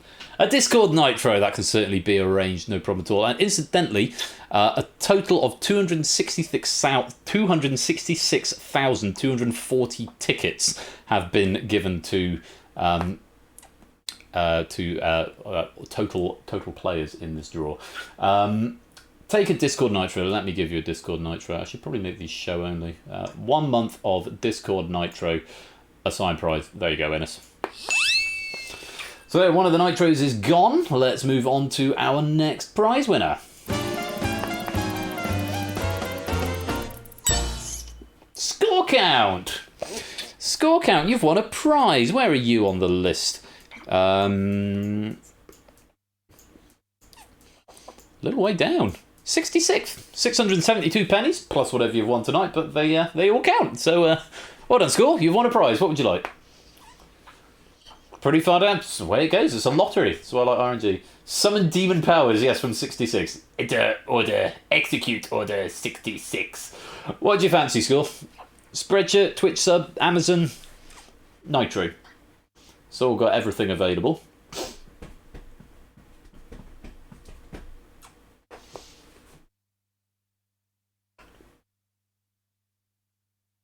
Amazon, nothing boring about that. Useful Amazon vouchers are. £10 Amazon voucher, a signed prize. There you go, Score. Congratulations. A pleasure. Pleasure, Score count. Let's pick our next prize winner. Oni, you won a prize! In recompense for all of your writing and proofing this season. Still got everything available, Oni, so whatever you fancy. You what? You what, mate? Brew. Find as long as you're in 480p. You're going to come and play the Hive in a minute, David. Cash game of the Hive could be fun. Big boy spreadshirt, absolutely. Oni, what's the £25 spreadshirt voucher? A signed prize. There you go, all the way over there. Still another spreadshirt voucher available. But yes, another 25. Well, another 3 spreadshirt vouchers. We've got the £25 one going to Oni. Nicely done. On we go. Next prize winner. Topper! My bro, you've won a prize. What do you fancy?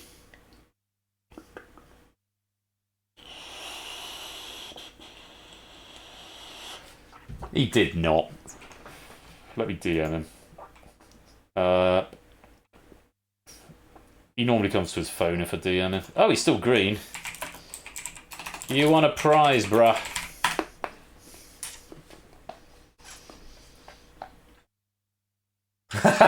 Temporarily wakes up. There he is. Welcome back, Topper. Yeah, you won a prize. What'd you fancy? Still got everything available. Whatever you fancy. Topper had... How many pennies did Topper get this season? 17th. 6,274 this season. And only actually 5th. 8,938 as of this morning. There's a few extras been added on. Watch out, wake up. £25 spreadshirt voucher looks sexy. I'll take that, thanks. No problem at all. We'll go to the other end. Top One Gaming, £25 spreadshirt voucher, a signed prize. There you go, Topper. And if you do get something from Persephone's Shell, it'd be nice to see it modelled. But yeah, you do you. Immediately followed by me. East Midlands Quiz Bungalow will never cease. Let's pick our next winner. Jers01. Is Jers here? I don't see a Jers. Can I get them in the server? Let me see. Where is Jers? They're online. I'm not even sure they're in the server. If they are, they've got a different name. That's something I have knowledge system merch store. That'll do. Yeah.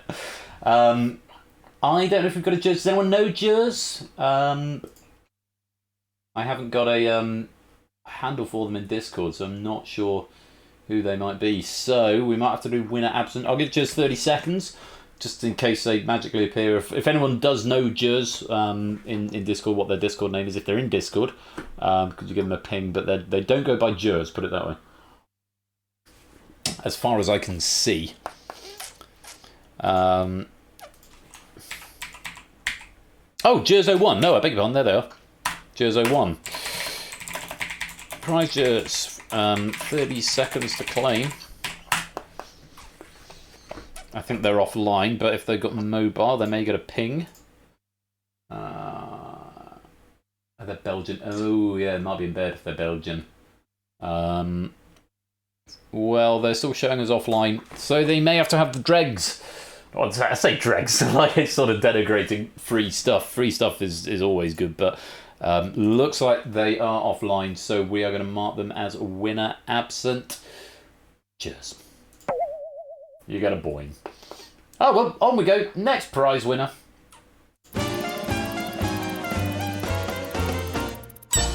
Lupine! Ralph, you've won a prize. What do you fancy, Lupine?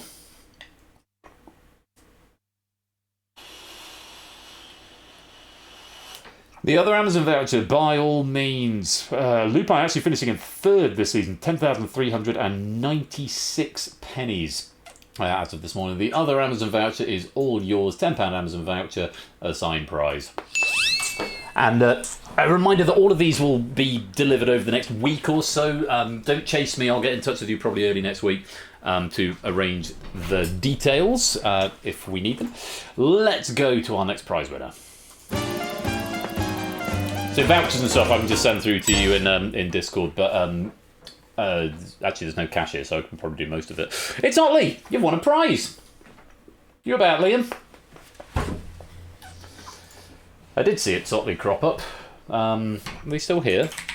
Looks like it. It's Sotley's won a prize. What do you fancy for your prize? Spreadshirt. Yes, we've done the 225, so I'll give you a 15 one by all means. £15 spreadshirt. That's my prize. Pog. Lovely. Let's go on. We've got 1, 2, 3 more claimants to find, and our next one is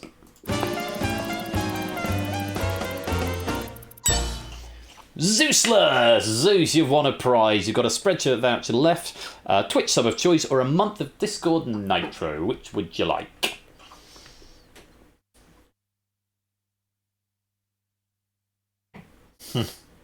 Zeus. If you go for a Twitch sub, you don't have to tell me now. I'll get in touch with you after the fact, and we'll arrange for a sub for that. Spreadshirt voucher, please. Now, donate the contest. Oh, top man! Thank you very much for the generosity. Spreadshirt voucher, and we'll donate the equivalent to Stonewall as well. Absolutely fabulous. If Stonewall is anything like Stone Pillow, which is a local charity to me, well, maybe you could tell us a bit about it, Zeus. Stonewall, £15 spreadshirt voucher, signed prize. Do you want to tell us a bit about it, Zeus? Stonewall, and this is a national charity that I should know about already, possibly. Let's have a look. Stonewall charity. Stonewall is a lesbian, gay, bi, trans, queer, questioning, and ace LGBTQ plus people everywhere. We imagine a world where all LGBTQ people are end of stub. Let's go for about us.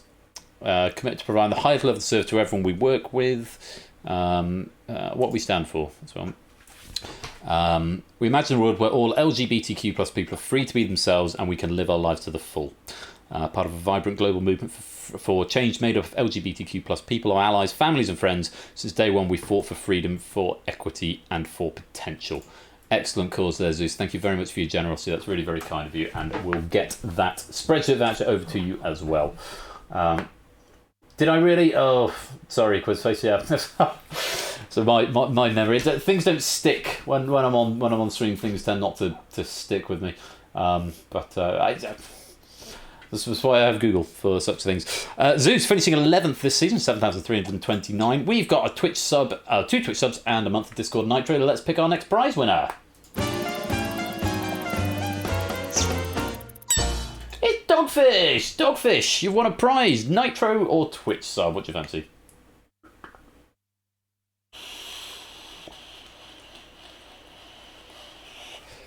Dogfish's performance this season. A little way down. Either that or I've just missed them. I probably missed them. Where's Dogfish? Oh, there you are. Oh, 12th, right underneath Zeus. 7,153. 12th for Dogfish. Psyduck emoji bag, Nitro. You can have the Nitro Dogfish by all means. 1 month of Discord Nitro. So one more name to draw, and it's going to be a Twitch sub for Jers and for our final prize winner, who is DMC. You've won a prize, and it's going to be a Twitch sub of your choice. I'll get in touch with you in the next couple of days to decide where you want that one to go, but it is going to be a Twitch sub as the last name to be drawn. There you go, prizes assigned. Thank you everybody for playing in season 6, and if you didn't get a prize this time, I can only apologise, but it's sort of a lottery, and the more you win, the more chance you have. So better luck in season 7, and congratulations to our winners as well. So there's just one small matter left. Season 6 is all but done, and any pennies you earn in this next game will be a sort of a stomach liner for season 7. I'll retroactively add them because they'll be added on tonight. But then I'll have to clear everything out, and we start again from 0 for season 7, which starts in 2 weeks' time. Make sure you get your applications for Face Off in, because deadlines for that are in 2 days, and the tournament starts in 2 weeks' time, with the first of the heats happening a week after that. So lots to look forward to in season 7. But thank you for your work, Brian, what you do. Thank you very much, Brian. It's very kind of you to say, and it's always a pleasure. Always a pleasure. I love developing formats, and I love playing them with you guys, and I love writing questions as well. And that is going to be noticeable in this next game. Our final game of season 6 is going to be a cash game of the Hive. There's going to be 15, 10 and £5 PayPal equivalents to gold, silver and bronze in the lobby, and whoever is in the hot seat, they will get their score times by 5, and they will get that in Great British Pound pennies. So if you end up with, for example, 500 points, we'll times it by 5 for 2,500, and that's 2,500 pence, which will be £25. I didn't have the time to go through and do an actual change the scale of the ladder thing, but it does mean with 1,000 up for grabs, there's potentially £50 up for grabs for the winner of, or the hot seat player of the Hive tonight. But you've got to work your way around the Hive mind, and you've got to battle your way through my question pact as well. Well, let's see. Pum and Ben, I have had yours. So that's your way of confirming it, me telling you right there. Yeah, 5 pence every point. That's a nice way of thinking about it, Mark. Yeah, do stay right there for the final game of Season 6 coming up in just a second. Don't touch that dial, because we will be right back. I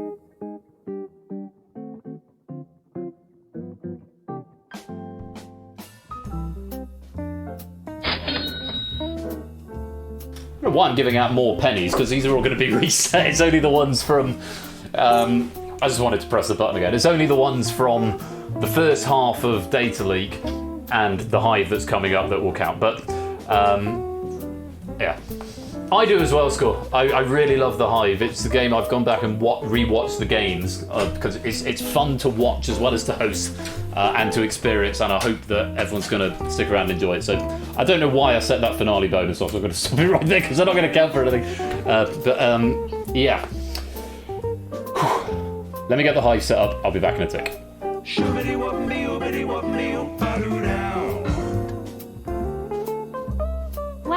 15 months. A Twitch baby, if you're a walrus, of course. Thank you very much for the 15 months there, Joe. Very grateful to you.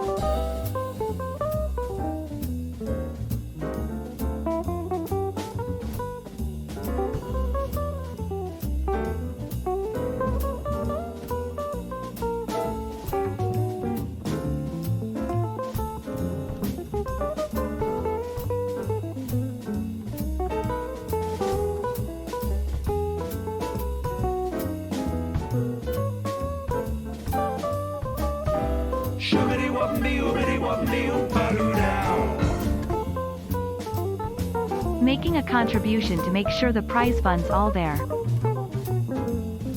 Thank you very much, Shapes, for the 16-month. Very grateful to you.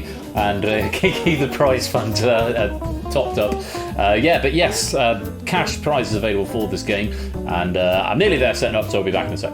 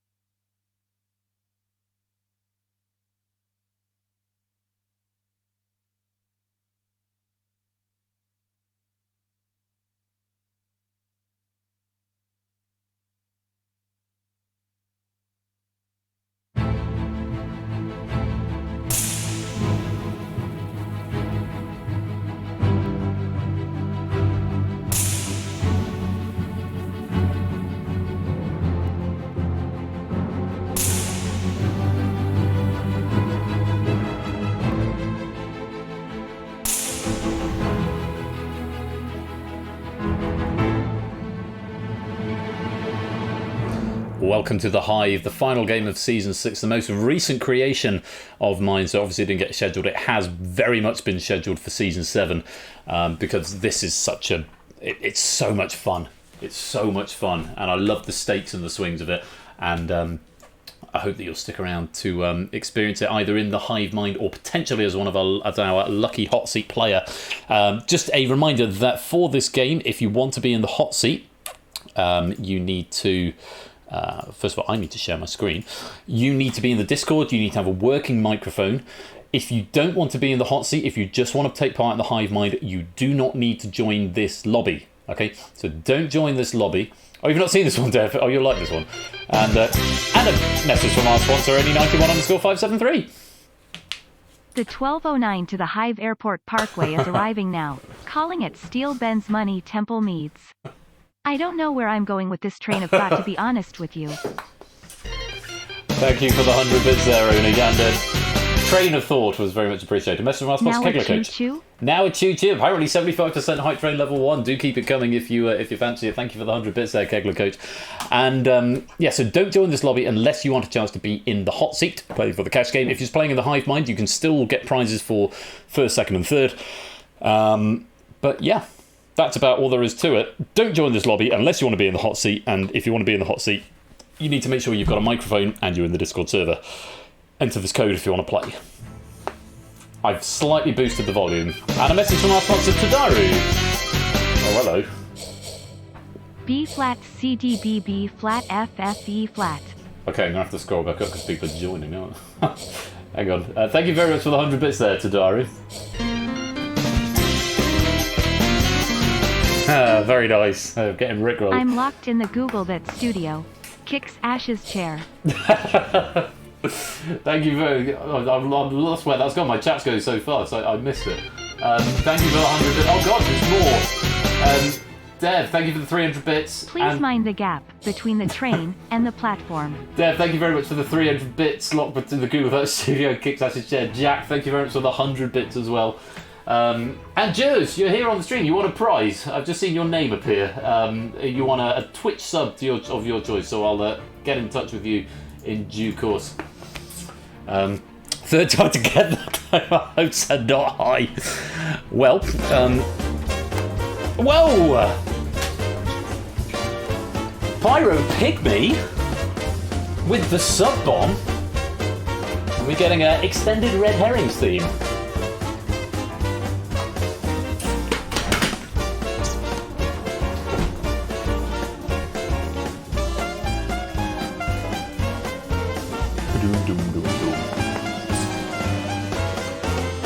Pyro Pygmy, what can I say? Thank you very much for the 5 gifted subs there, going out to Tadaru, Nata, Prugs, Anagia, and Dev. Welcome on in, all of you. All enjoy our free viewing for, well, the 2-week hiatus at the beginning of season 7, I guess. But Pyro, thank you very much for your generosity there. It's very, very much appreciated. Right. A few more seconds to come and join. If you want to come and play in the hot seat of the Hive, a reminder that you do need to have a message from our sponsor, Jers. I won a prize? Well, here's a prize for you. Thanks for all the entertainment and keep the quiz train going. Thank you very much, Jers, for the 6-month subscription. Thank you for all the hardcore banter that you provide here. And thanks very much for the support. Very much appreciated. I'll get in touch with you on Discord about a Twitch sub. Last few seconds to come and join if you want to play in the Hive tonight. Remember, you don't need to join this lobby if you only want to play in the Hive Mind. This is only if you want to play in the hot seat. You can join the rest of the game at any point if you like. So, last few seconds to get in if you want to play. A ball going. I've just got home. Fair enough, Jez. Well, you're just in time to play the Hive, and there are cash prizes available here as well, so you could double your monies. Sorry, my impression of George Acker to go and go from Phone Jacker. Love that show. Am I going to need another drink? I'm going to need another drink. Oh. Hang fire. Let me top up my glass. When I come back, that lobby is being locked.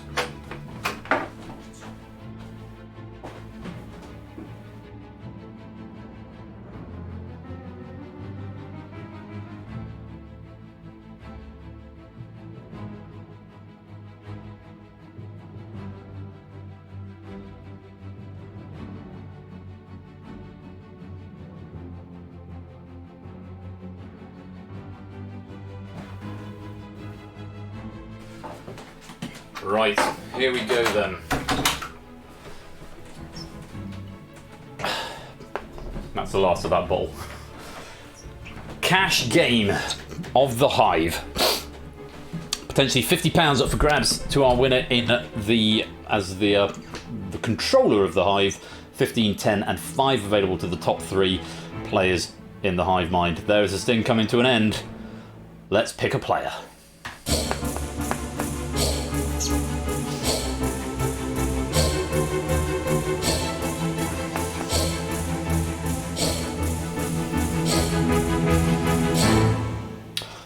It's Sotley. You are in control of the Hive. If you'd like to make your way down towards the green room, Score Count is waiting there ready to sound test you.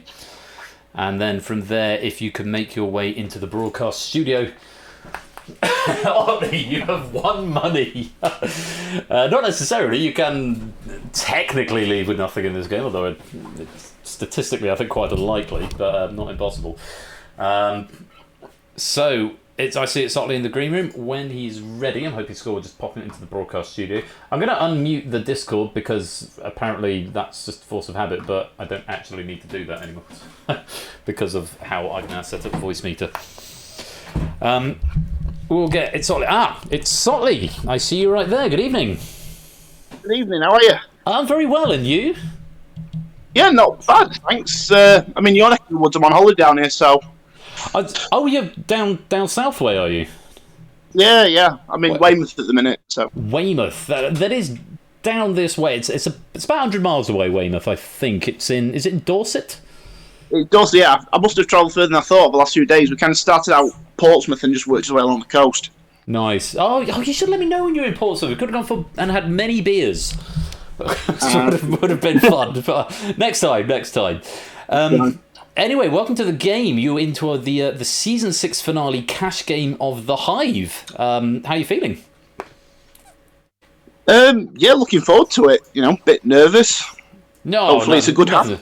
Hopefully you have a good time with the questions I've written for you here. Now, first thing I'll ask, have you played or seen the Hive before? I think I saw the original version. Okay, it's broadly the same as that. There might be a couple of tweaks, but I will, of course, explain the rules along the way as we go. The objective of the game is to, in the first 4 phases, build up as many points as you can, and then in the final phase, you're going to try and keep those points, win those points back.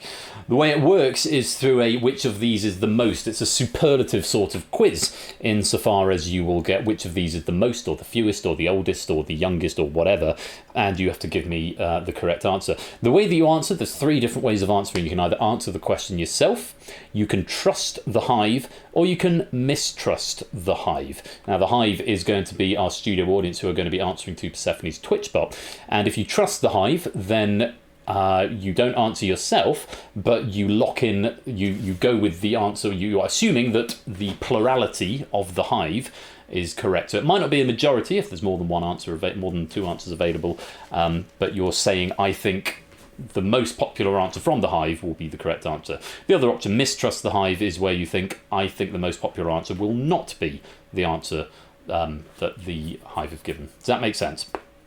Yeah, completely. Okay, so in each phase there are 4 questions on the board. In each phase you have a choice of question, trust and mistrust. So in each phase you must use the Hive at least once, and you must answer the question yourself at least once. The question that you don't use in each phase will be put to the end and will be used in the final phase, where the gameplay is a little bit different and you have to predict the Hive all the way through. The options for each question will be 2 for the first in each phase, then 3, and then 4. If you're happy with the rules, then I think we'll get going. So, Cash Game of the Hive, really rooting for you here at Sotley.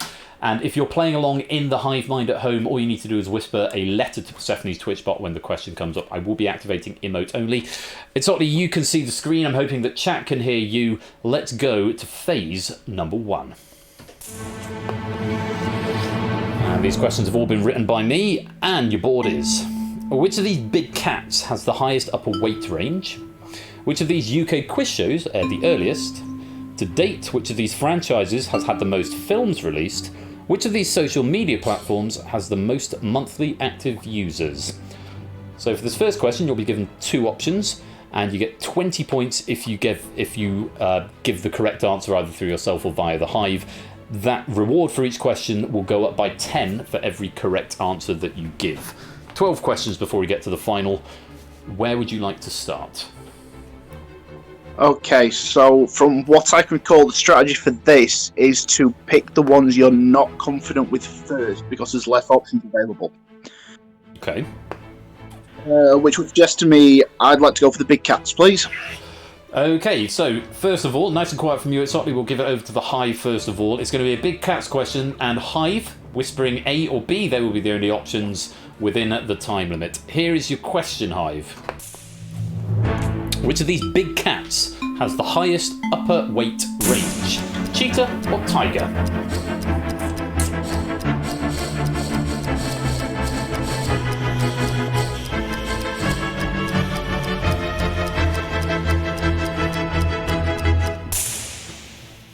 And in the Hive, you score points for every person who gets it wrong. You get a point plus 1. So let's say 5 people got it wrong and everyone else was right, you'd get 6 points for a correct answer. 27 players answered in the Hive here at Sotley.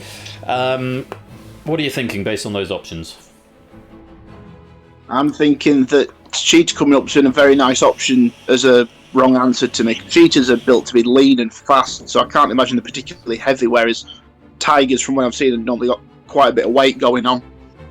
So you're thinking playing yourself rather than using the Hive? Yeah, I think I'll play myself, please. And you'll go for B tiger. Let's lock it in. Let's see how the Hive got on. So the first question burn here. Green if you're right, Hive.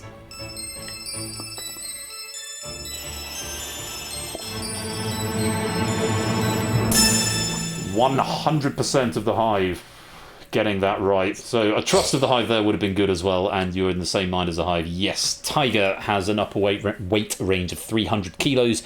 Cheetah was actually the lowest of the options there, 65 kilos. Others that could have come up, leopard, jaguar and lion, which might have given a little bit more difficulty. But 1 point if you got that right in the Hive, which is everybody, and it's you've got 20 points on the board. Let's go back to the questions. 30 points now available, and you get 3 options, and you've still got all 3 methods of answering available. Where are you going next? I think I'll go to film franchises, please. Film franchises, and Fluid Fernando, it's The Exorcist. It's Cheaping the Bells by Mike Oldfield, not Halloween. Film franchises, let's have a look. Hive, over to you. To date, which of these franchises has had the most films released? Terminator, Mission Impossible, or Saw?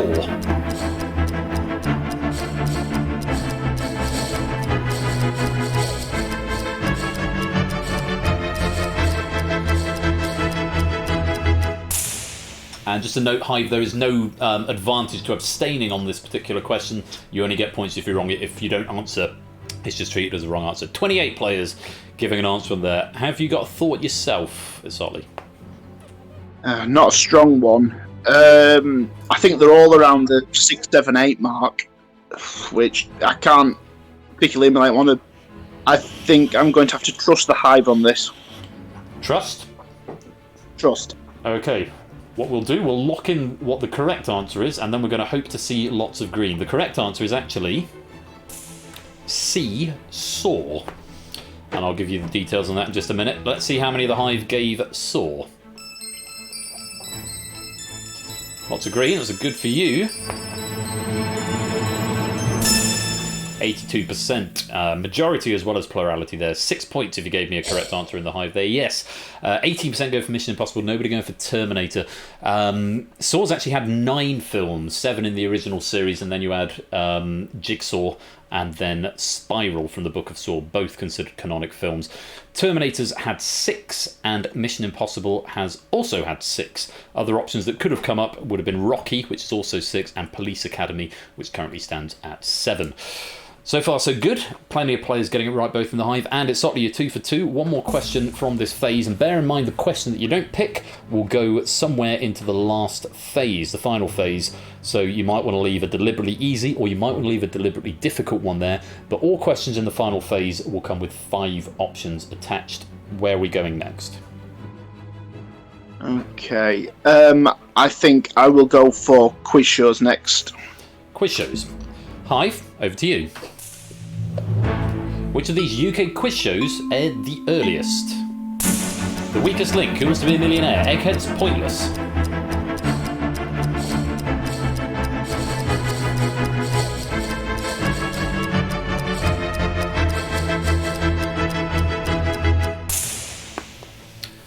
And there's the Hive locked out.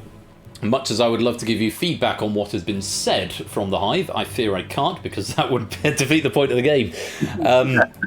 Now, you're a bit of a quiz buff, and you've got the option to either answer yourself, or you can mistrust the Hive if you don't think they would know. What are you thinking? I think I want to answer this myself. So, Pointless started 2008, because the Richard Osman news has been saying 13 years. Egghead started mid-2000s. Weakest Link started in 2000, I think, and Millionaire was 98. So I'm going to say, Who Wants to Be a Millionaire? Please. Let's lock it in. And over to the Hive, see how they got on. 26 players attempted it. A few greens, a couple of reds. A few more reds creeping in.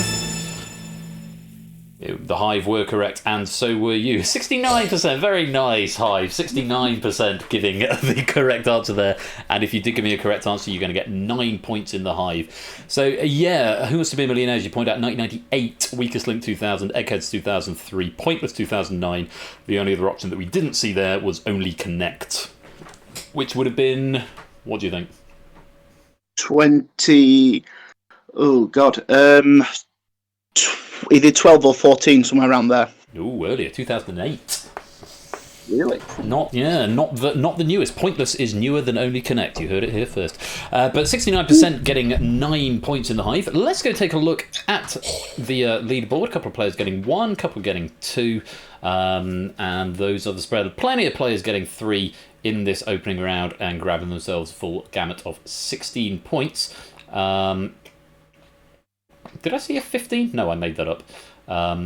Naked Grandma not getting the first one, but that might be because they joined late, because it was 100% of the players who answered, which is just in case anyone is questioning why there's players who got the first one wrong when it was 100%. It's because it's the percentages of the players who answered, not of the total players in the game, because you can join and leave whenever you like. So Pum and Ben is in the lobby without answering any because he joined the hot seat game lobby, and Naked Grandma presumably joined a little later on. So it's Sotley 3 for 3, and that's the end of phase 1. Not too bad so far, 3 for 3, not having any drama. Yeah, I think that's gone all right, given that where I know your writing strengths lie, my question strengths are at the weakest. So. Well, you know, they do tend to get harder as it goes on, but we have got that question on social media that is going to crop up a little bit later on, but we can put that from our mind for now. We'll come back to it a bit later on. For now, I think we should go on to phase number 2. Yep. Let's go have a look at the board. So 50 points for the next question, and your board is: which of these football players has the most international FIFA caps for their country? Which of these countries has the fewest other countries bordering it? Which of these English monarchs was crowned latest? Which of these Nobel laureates received their Nobel Prize earliest?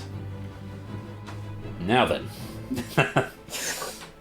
I love the top 2, I hate the bottom 2. Okay. I will go with Nobel laureates, please. We're getting the one out of the way that we don't like. Okay, so Hive, over to you. 2 options will be displayed, and here is the question. Which of these Nobel laureates received their Nobel Prize earliest? Tenzin Gyatso or Yasser Arafat?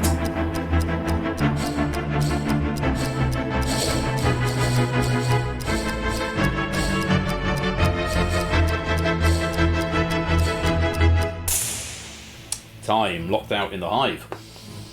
So, I can say they have both won Nobel Prizes, all of the answers did. Do you have a strong inclination?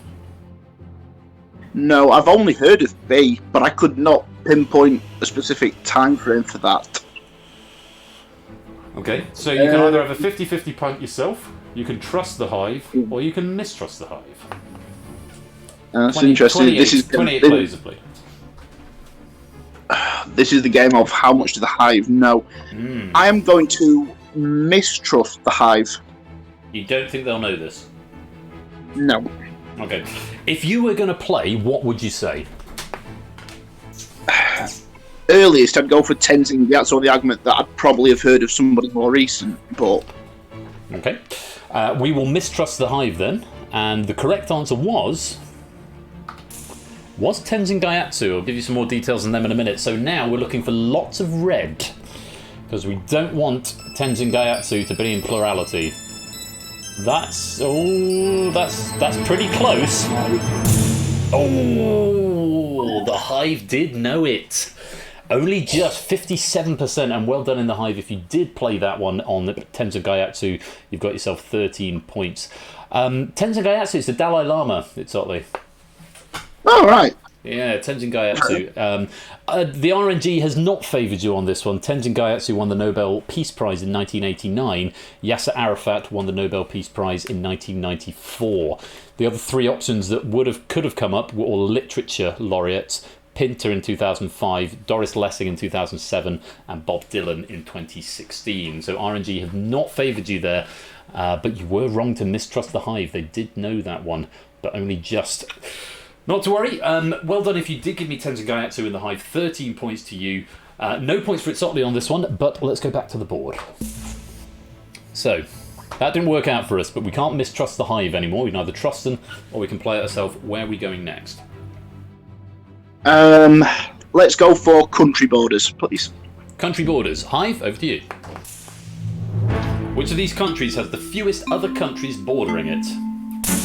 Hungary, Paraguay, Pakistan.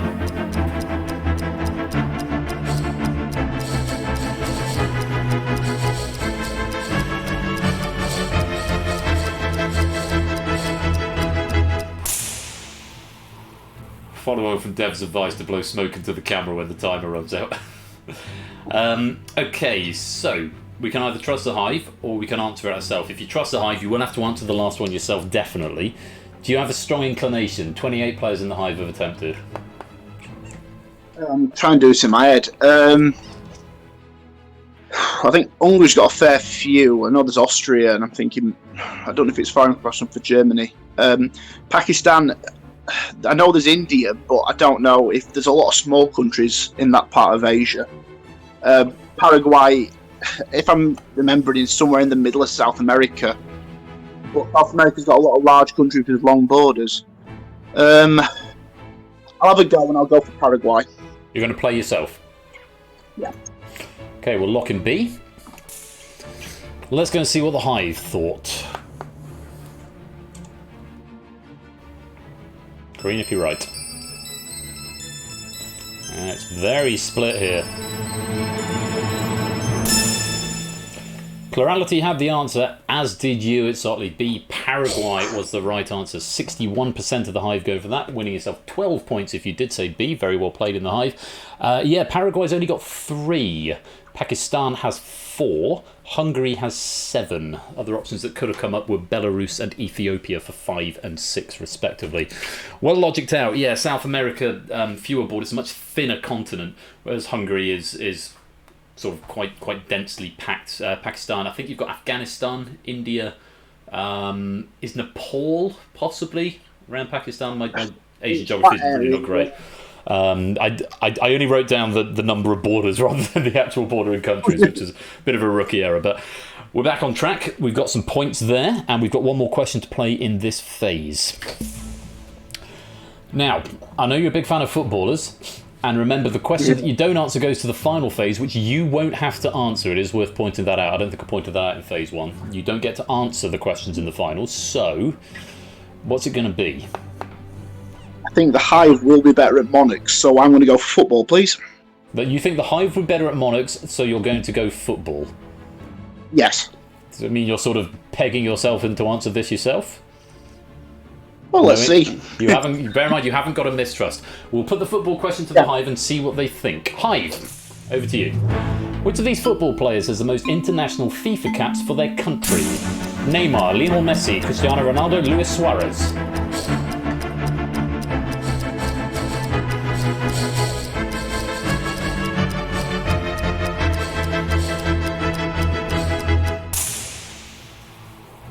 Locked out of the Hive. 28 players answering again. Now, you're a bit of a football bod. Do you know this? I think my instinct is Ronaldo. Ronaldo, as well as playing in Europe, which means they play more. He plays more games as opposed to South America, who only play each other once. Portugal play an inordinate amount of games, and Ronaldo's in somewhere like the 160, 170 mark. As well, I think Ronaldo's also the oldest, which would definitely give him an advantage. Yeah, I'm going to play Ronaldo. Okay, we'll lock it in. And we'll see how the Hive got on with that particular question. 28 of you answered. Green if you're right.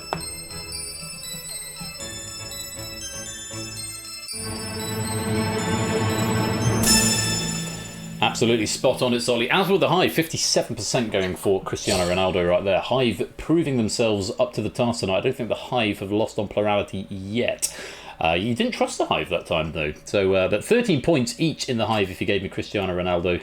57% of you getting that. Lionel Messi, 29%, and then 7% for Neymar and Luis Suarez. Yeah, Ronaldo, 186 caps for Portugal. Second most was Lionel Messi, 160 for Croatia. Luis Suarez, 132 for Uruguay, and Neymar, 117 for Brazil. The only other one that could have put a cat among the pigeons there would have been Luka Modric, 148 for Croatia. Well, let's go take a peep at the scores, how you got on in that round in the Hive. A couple of ones coming up there. Pum and Ben getting 2 of them. Quizzle getting 2 of them. Any threes? Yes, a few threes at the top. Kegler, Jers, Mark, Colo, and Effrontery all picking up 3. Effrontery and Colo currently with a lead of 54. Mark with 48 and Jers and Kegler both with 45 after a strong round there. It's Sotley, you've got 200 in the bank, 5 out of 6, and that is the end of phase 2. Did I say Messi for Croatia? I meant Luka Modric for Croatia. Lionel Messi for Argentina. I must have misread that. My bad. Misreading my notes there. So halfway through the main body of the game, bit of a hiccup there, mistrusting the Hive. Is it making you think you should give more credence to the Hive? I mean, that's the thing about having a really strong community. I think I probably should, given how good we all are. Yeah. Well, of course, it is getting harder now. The questions do get harder, especially as we go into phase number 3. So the Hive may be less reliable, but so far the Hive, as a hive mind, haven't missed a beat. They've been 6 for 6. You're 5 for 6, but we're going into phase 3. You've still got a good bank and still plenty to play for, especially as the money does start to go up and up. Let's go to phase number 3. Yeah, sorry, I misspoke, Hive, on the Modric Messi thing. Phase 3, your board is: which of these UK Prime Ministers was oldest when they first entered office? Which of these quantities is largest? Which of these albums was released earliest? According to Google Maps, which of these Shakespeare plays is set furthest from London? I knew Shakespeare would jump at some point. Goes without saying, doesn't it? Let's go Shakespeare. Just because you want to get it out of the way, or because you think you'll know it? I mean, it is technically a geography question, I suppose. Partly getting out of the way, though. So geography/literature. We'll get Shakespeare out of the way. 70 points if you're right. 2 options to be displayed. Hive, over to you. According to Google Maps, which of these Shakespeare plays is set furthest from London? Hamlet or Troilus and Cressida?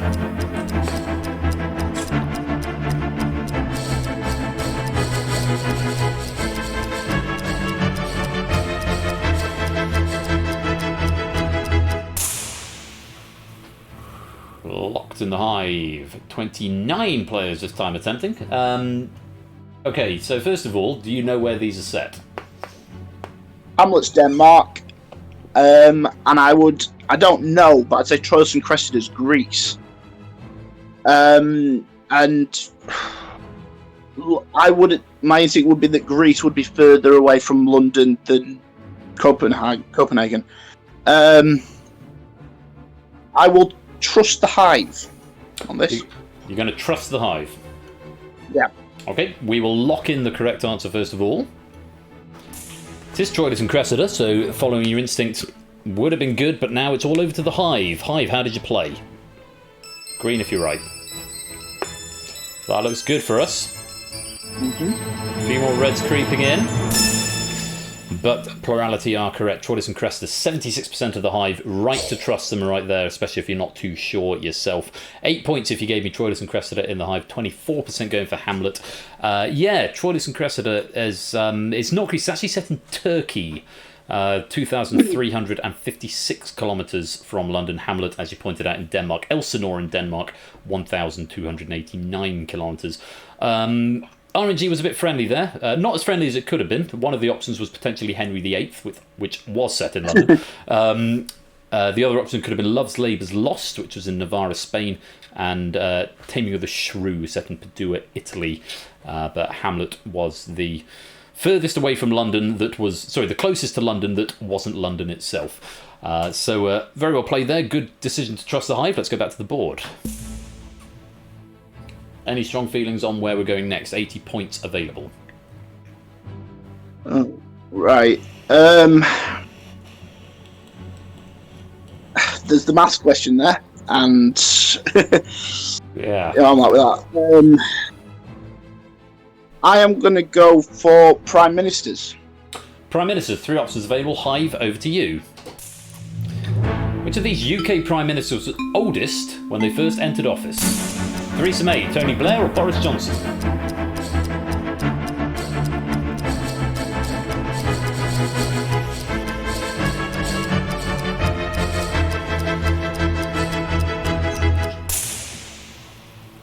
Time.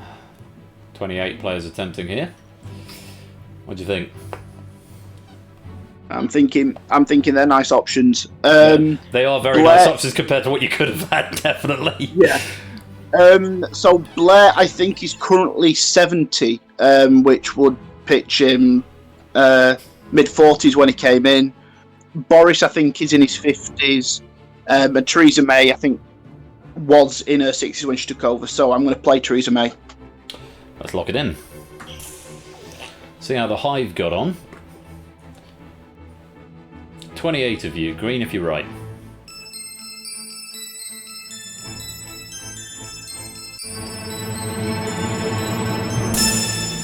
Spot on. Hive in agreement with you. 61% going for the correct answer, Theresa May. Boris Johnson, 32%. Only 7% go for Tony Blair. 12 points in the Hive if you gave me A, Theresa May. Yeah, very friendly RNG there. Theresa May, she wasn't quite 60. She was 59 when she took office. Boris Johnson was 55 and Tony Blair was 43. Other options that might have thrown a cat among the pigeons: Margaret Thatcher, who was 53, and Gordon Brown, who I think could have been really problematic, was 56. But fortunately, RNG has favoured you there, and well done to the majority of the Hive, giving me the correct answer. 12 points to you. Final question of the phase. You've got a choice to either answer it yourself or mistrust the Hive, so depending on the strategy might determine the question you pick. Choice of two, one of them will go to the final. What's it going to be, quantities or albums? Close his eyes. Quantities. Quantities. Are you backing playing this yourself, or trusting the Hive, or mistrusting the Hive? I'm hoping this is very nice maths. Let's find out. Hive, over to you. Alright, Dev, I'll get my pipe ready. Which of these quantities is largest?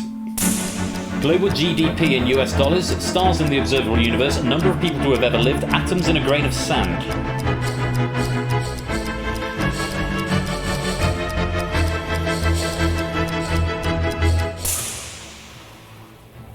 Number of late answers there. Looks like we haven't got quite as many. Yeah, 26 people. Is it maths, or is it less tangible than that? Less tangible. The only one I can rule out is the number of people. That's in its billions. GDP's trillions. The atoms in a grain of sand's annoying me more than anything. I'm going to mistrust the Hive here. You're going to mistrust? Yeah. Okay. If you were going to play, what would you say? Atoms in a grain of sand. Okay. Let's mistrust the Hive. The correct answer is... it's actually B, stars in the observable universe. I'll give you details in a minute. We're looking for lots of red here. If plurality is A, C or D, you get points. That's a good start. Right to mistrust the Hive. 50% going for atoms in a grain of sand, which is where plurality lay. Only 23% going for stars in the observable universe. 21 points to you if you gave me B in the Hive. Very well played. Yeah, so the breakdown of this, the one option it missed off was actually the lowest, which was bubbles in a bottle of champagne, which is 20 million. Number of people to have ever lived is 100 billion. Global GDP in US dollars is about 80 trillion. And then we get into big numbers. So, according to and I checked this with at least two different sources for both of them, atoms in a grain of sand is 2 times 10 to the power of 19, whereas stars in the observable universe is 10 to the power of 23. So, 4 levels of magnitude bigger than that.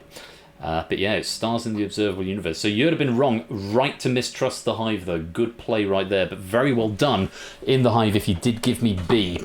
Tricky question, and they do get trickier. We've got one more phase to go. There is a lot of zeros. I was trying to find a source at one point, Dev, that had all the zeros.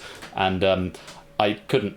I could only find it in what's it called? It's sort of power notation. Standard form. Mathematicians form, and scientists are notoriously lazy. We can't be bothered to write out all the zeros. That's why standard form exists. Don't blame you. When you've got to write out things like Graham's number in a Googleplex, I mean, but you're writing them on a regular basis. But let's check out the scores in the Hive, how you played on that one. Quite a few people getting none of them. Pyropygmy managing to find all 3. Very well played. Lots of 2s as we go up here. And Quizzle, Psychospace, and Oni also finding all 3. Very well done. And we have got a clear 3 at the top. Oni with 82, Psychospace with 76, and Colo with 74. Very tight between them. And of course, remember, Hive, you've got 2 more phases you need to play. Sotley's only got to worry about 1. Is Sotley up to 440 in your bank so far? That's the end of phase 3. So with one more phase to go to, and bearing in mind the questions that you know are going to be in the final, how are you feeling at the moment? 440 is a good score. Yeah, we'll see what comes up. I'm expecting classical music and Bible at some point. We'll have to see. Let's just take a look at the Hive leaderboard, because of course there's a medal table for the Hive mind, but then there's a leaderboard for the players in the hot seat. Current leader is Jack Wilfred, 425. So you've got more than that, but of course you've got the final phase to go through yet, where you've got to try and keep your points. Bash in second on 300, Natter on 70, and we will of course underwrite it the number of questions you got right, times by 10 to give you some baseline score. But we've got one more phase that we need to get through first. Let's see how we get on with phase 4. 100 points available for this question. 2 options will be displayed. According to the hymn book Ancient and Modern, which of these hymns has the most verses? As of the 2024 election, which of these US states is given the highest number of electoral votes? Of the published books in the main series, which of these franchises has the highest word count? And which of these groups on the periodic table contains the most elements? Okay. I knew Bible come up. It's a sort of Bible, yeah. Jesus, that's a hard set. I'll go with phase hymn 4, book, please. to be fair. You're going hymn book. To Natter, your point, it's not £88. It's score times 5 in pennies, and we're not even at the point where we're on the cash out phase yet, so we're not at 88 yet. Maximum is 50. If it was 88, I'll be panicking slightly. Hymn book to start with. Yes, hymn book. Yeah, hymn book, yeah. Here we go. Hive, over to you. 2 options to be displayed. Have a look. According to the hymn book Ancient and Modern, which of these hymns has the most verses? Glorious things of thee are spoken, or my song is love unknown?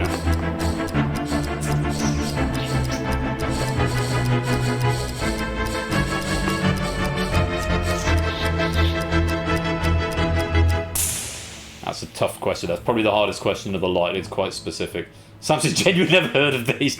Well, 27 players attempted it. Do you know either of these, Sotley? I'm with Samson. I've never heard of either. Okay. My instinct here is to have a guess based on the fact it's a pure 50-50. I'm going to go for Glorious Things. All right, we'll lock in A. And let's see how the Hive got on. Green if you're right.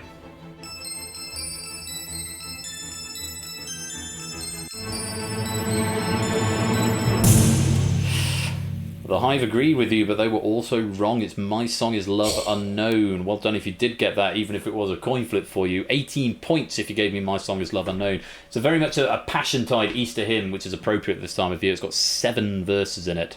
Glorious Things of Thee Are Spoken, which is...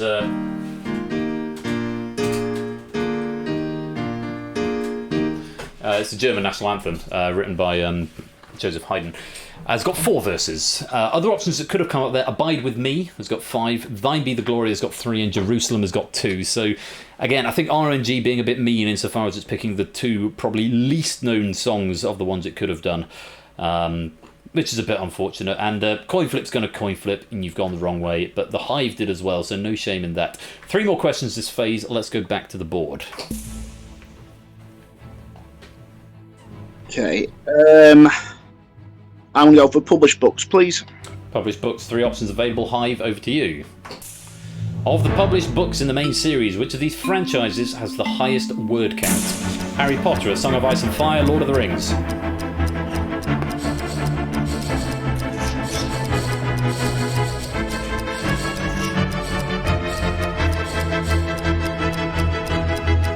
Time. So... 25 players attempting in the Hive. Big reader, read any of these? All of these? I've read Potter, and I own A Song of Ice and Fire. I've not much met my way through it yet. And I've read a bit of Lord of the Rings. If I'm going for word count, I'd base it pure on how high the stack would be. If I put the books on top of each other. I got Lord of the Rings from a school library, and I could hold it in one hand, so I don't think it's that. Harry Potter's got the 4 reasonably chunky ones at the back end, but Philosopher's Chamber and Prisoner of Azkaban are all quite short, whereas A Song of Ice and Fire is 7 ridiculously thick books. So I'm going to have to play A Song of Ice and Fire. Just to warn you, if you do play this one, you will have to use the Hive on the next one. You'll have both options, but you can't answer the next one yourself if you play this. Yep, that's fine. Okay, and just, yes, I went through each of the books and counted the words individually myself. B, let's lock it in.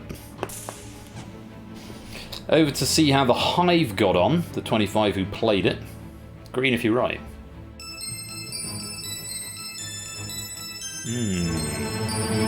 Big mixture here. But you were spot on. It was plurality, not quite majority. 48% going for Song of Ice and Fire. And if you gave me B in the Hive, you've gotten yourself 14 points. Very well played. 28% going for Potter and 24% for Lord of the Rings. Again, RNG's trying to punish you here. It's picked the 3 biggest of the series. The other 2 that could have come up, Chronicles of Narnia and The Hunger Games, both of which are under 350,000. Lord of the Rings, 475,103. Harry Potter, 1,084,170. And A Song of Ice and Fire, 1,770,000. So quite a lot, which is quite a lot, especially considering he's not finished them yet. There's still 2 more books to come out. Most recent one, Dance of Dragons 2000. I've only read the first book and a half. The first book is very much series 1 of Game of Thrones. It's like blow by blow remake, and then it started to diverge after that. But good play. Song of Ice and Fire, the right answer. You've got those points in the bank, and you've got one more question this phase. 110 points for the correct answer. 4 options going to be displayed. Either of them leaping out at you? I think the election will be easier to suss out, so I'm going to go for the election one. Okay, so periodic table will go into the final phase. Hive, over to you. As of the 2024 election, which of these US states is given the highest number of electoral votes? Alabama, Michigan, Washington, or Ohio?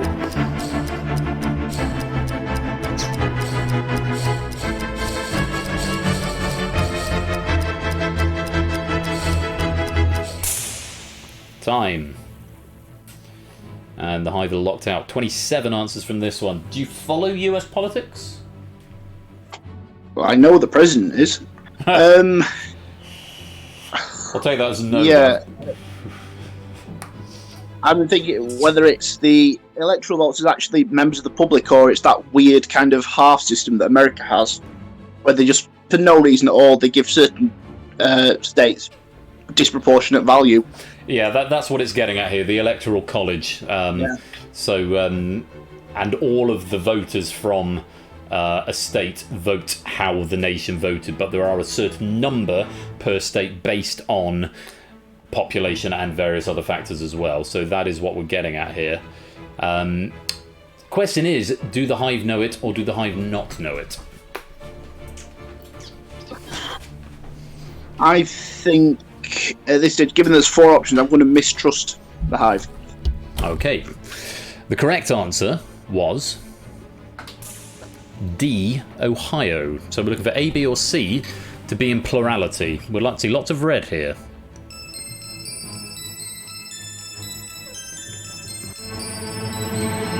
Ooh, it's tight. You've got this situation where actually it didn't matter whether you trusted or mistrusted because of the benefit of the doubt mechanic of the game. You've mistrusted. Michigan was in plurality and therefore condones you. If you'd trusted and gone Ohio, Ohio would also have been in plurality, so you'd also have been right. So all of the pressure was off on that question, because both trust and mistrust would have been correct there.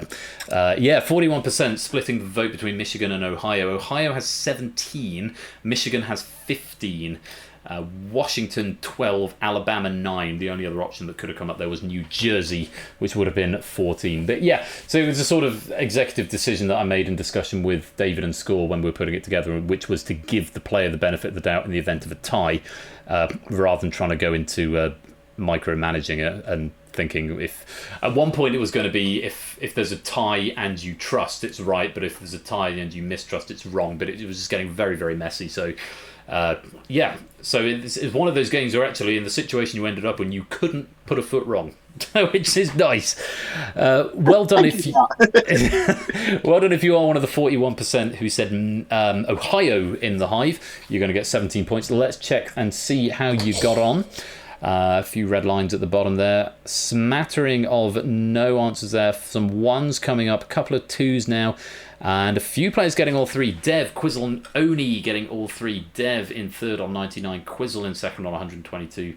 And Oni with the lead of 131. Cash prizes available for you three as well, if you can maintain that lead by the end of the final phase.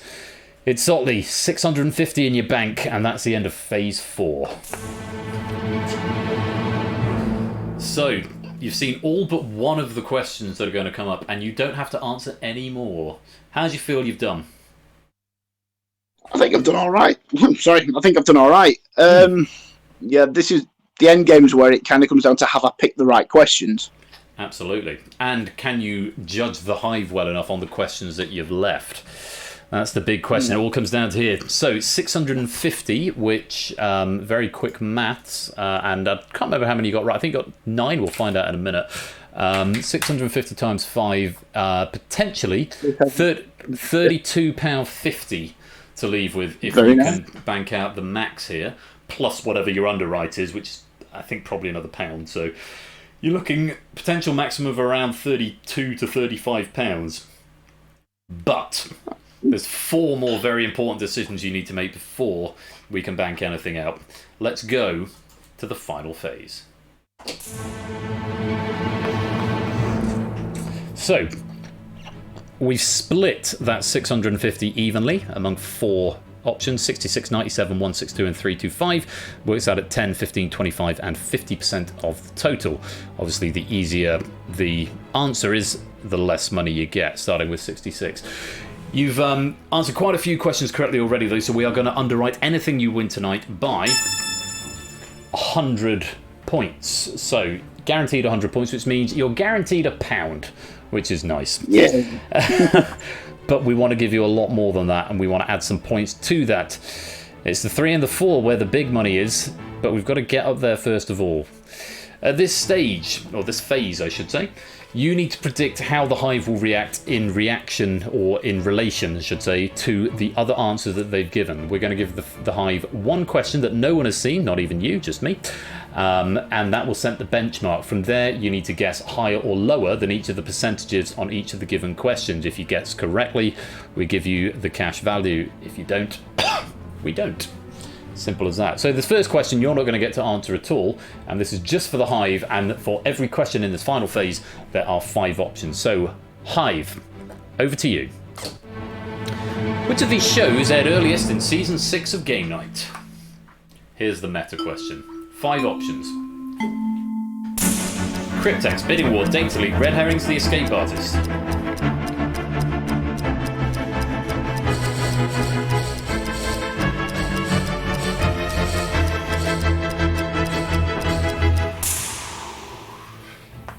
Bit of a tricky one.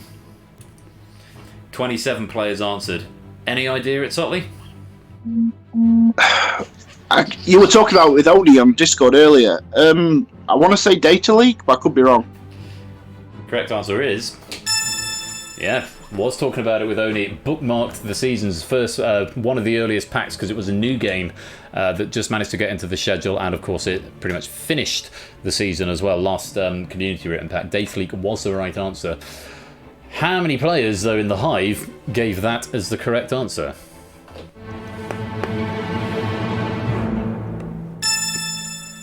.4%. Not very many. So if you did give me Data Leak, 26 points going your way. Yeah, Data Leak was on episode 2.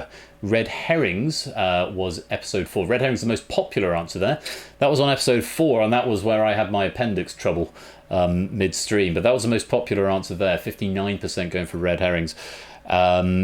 The escape artist ended up being on my comeback stream after appendicitis. That was on episode 5. Cryptex then episode 6, and Bidding War not until episode 8.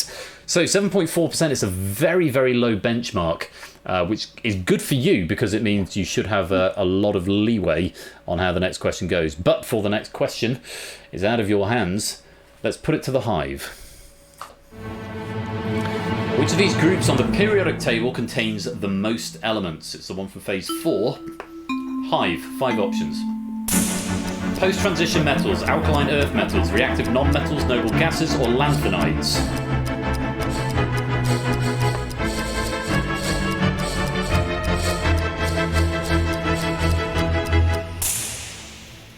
Time.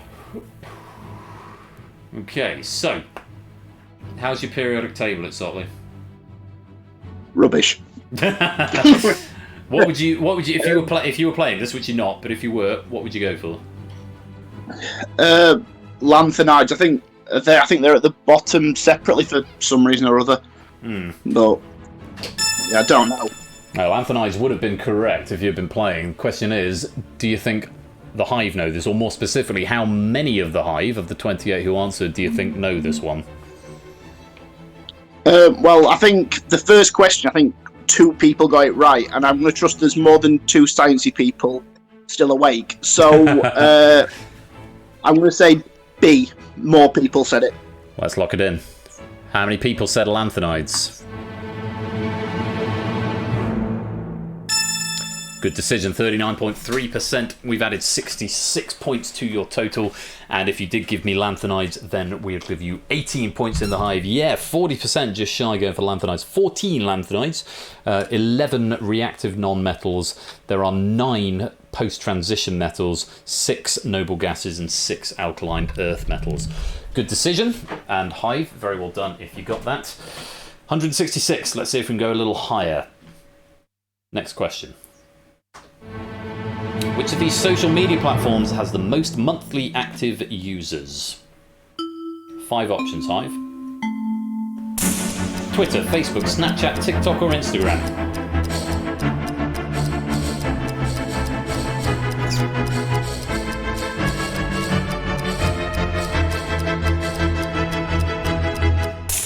This question coming from phase 1 here. 27 people have answered it. What do you think? Well, I've ruled out Twitter and Snapchat. I'm torn between Facebook and Instagram, but I mean, sure, there's that many older people on Facebook that it'd have to be Facebook. It is. Yeah. Facebook is the right answer. Of the 27 players who answered, how many got it right? What percentage got it right? Less than 7.4? More than 39.3? Or somewhere in the middle? It's tearing, because if you don't know, your instinct would probably be Facebook. I think it's marginal, but I'm going to go B. You're going to go B? Yeah. In between the two.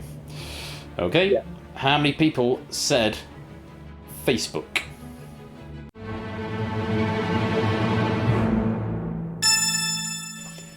Whew, it really was marginal. 37% going for Facebook.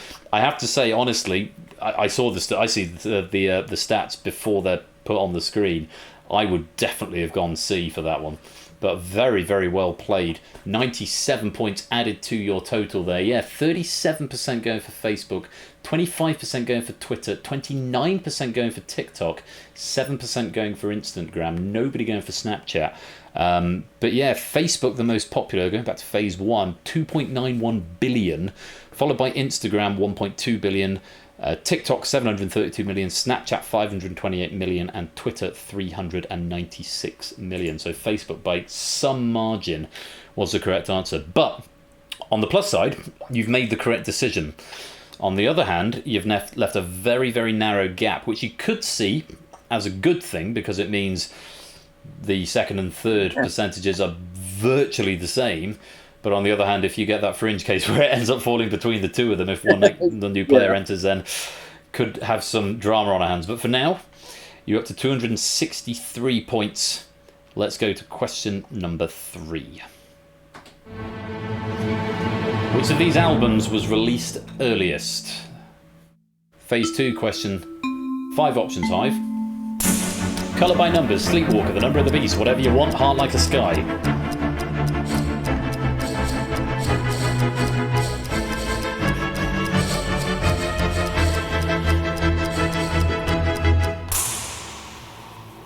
Time.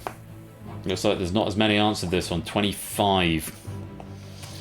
Okay, so first question at Sotley. Do you know these albums? I know 2 of them. Okay, which 2 do you know? It's a phase 3, actually, not phase 2. I know Number of the Beast by Maiden and Whatever You Want by Status Quo. I'm not sure about the others. Okay.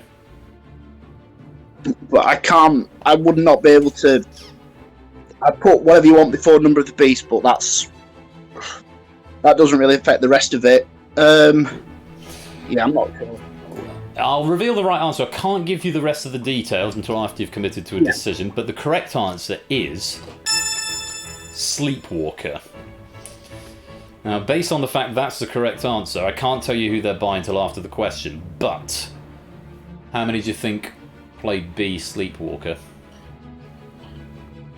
Well, 25 answers, 2 people would be 8%. I think 2 people would have a 1 in 5 chance of playing that. I'll go B. Let's find out. How many people played B, Sleepwalker?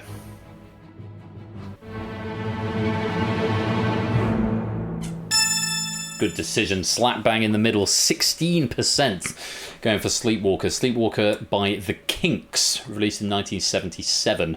After that was Whatever You Want by Status Quo, 1979.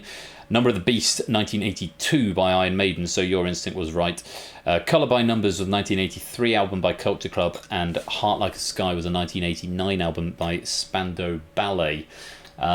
Pretty split on the Hive. The plurality there was with Number of the Beast, 36% going for that. If you did give me Sleepwalker, very well played, 22 points in the Hive. Looks like 3 people if it's 22 out of 25.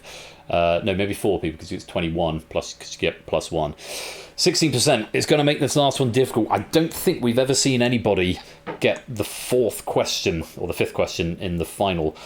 7.4, 16, 37 and 39.3. What you're hoping for is a really easy, obvious question that's going to be more than 40%, but...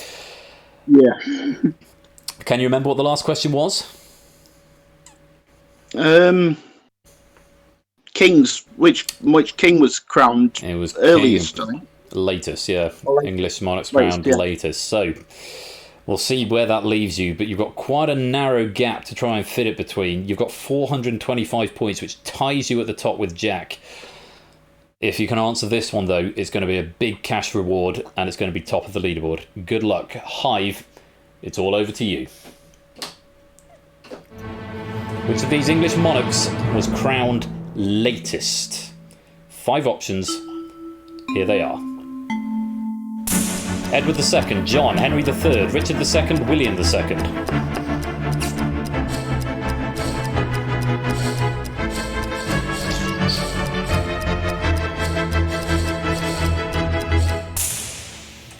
And there's time. Final question of Game Night Season 6 has been asked.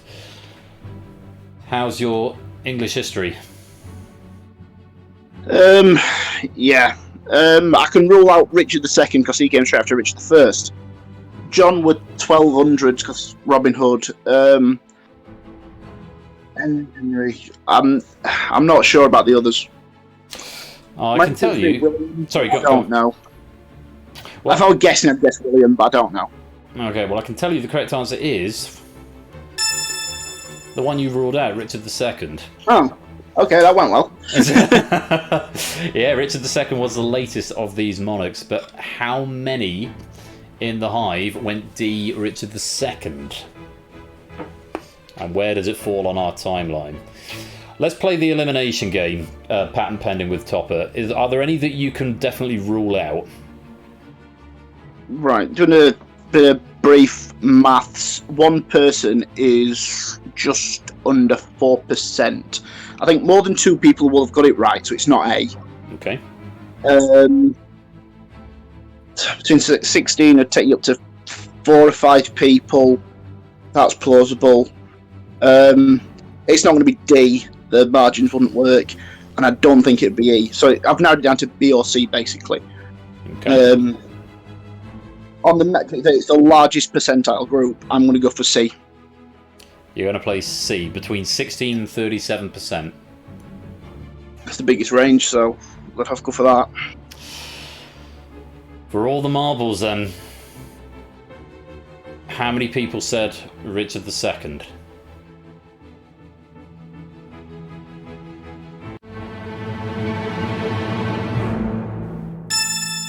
It's the right answer. Yes. Very well played. 33.3% going for Richard II. Absolutely phenomenal play there. Richard II, 1377. Edward II, 1307. Henry III, 1216. John, 1199. And William II, 1087. And that was actually the plurality of the answer, 33%. The most popular answer on the board was the correct answer, but still only halfway along our timeline. 22% going for Edward II. Next is from our sponsor, Daru. Royal 10 gigagrams. Thank you very much for the 100 bits to Daru. 18% both going for Henry III and William II, just 7% going for John. 750, that gives you top of the leaderboard. Let's do some very fast maths at Sotley, and tonight you have won £37.50. Not bad for a night's work, right? Not bad at all. Worth Thank you very much, and thank you very much, Hive. Yes, thanking the Hive as well. We've seen it done. We've seen a player not max out the game. Still ceilings to get in this game, but it's the highest score we've seen, 750. It's been an absolute pleasure having you here. Thank you so much for joining me, and I'll get in touch in the next few days and arrange transfer of your prize. Thank you very much. Enjoy the rest of your weekend, and I'll speak to you soon. Speak to you soon. Thank you. Cheerio. Bye. So it's Sotley managing to find the correct placements, and what a way to end the season. 750 points, top of the leaderboard, and £37.50 in cash. Just phenomenal play, and well done to everyone in the Hive as well on helping get through on some of those questions. Speaking of the Hive, let's check out our top 3 players and how you answered in that last round. A few ones there, a few zeros. Samsa finding 3 of them. Jack finding 4 and managing to clinch second place, and those are our top 3. Quizzle with 180 wins £15. Jack Wilfred with 100 and nice in second place, taking no, there are no medals in the Hive, I don't think. Or are there? No, maybe there are medals in the Hive. Yeah, there are medals in the Hive, so you get medals as well. Double pog. Quizzle taking a gold medal, had a bronze previously and now getting a gold as well. Jack Wilfred, first medal in the Hive, judging by this, although he's got a place, second place on the leaderboard, and now a silver medal and £10 to go with it. And Oni, first medal in the Hive, it's a bronze one, and picking up the prize of £5, 15, 10 and 5. Well done to Quizzle, Jack and Oni. I'll get in touch with you over the next few days to arrange transfer of your prize. 2 silvers, lots of cash, and a lot of fun, hopefully, as well. And very well done to it, Sotley, as well. 750 points, top of the leaderboard, £37.50. And it's a very special cash game of the Hive. I hope you've enjoyed the questions. And that is it from me for another season. What can I say? Nothing more to say. We've gone on till 1:15.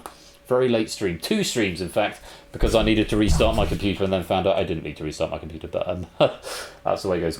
Yes, still here, Dave. Just about to wrap up. Just finished the Hive. So, final thoughts from me. Can I just once again express a massive word of thanks to everyone who has contributed to making Season 6 be so much fun and so entertaining, to all of the question writers who provided such fabulous trivia, to the proofing team who worked tirelessly behind the scenes to make sure all the I's are dotted and all the T's are crossed, to the admin team, the moderation team, the mods here on Twitch and in the server, and to all of you who tune in, week out for some good old trivia goodness in this digital age. It's been wonderful. I am now formally, officially off until 2 weeks today, when I'll be launching Season 7 with the Face Off opening event. If you've won a prize tonight, I will get in touch with you probably Monday or Tuesday this week to arrange transfer of that in whatever medium that takes.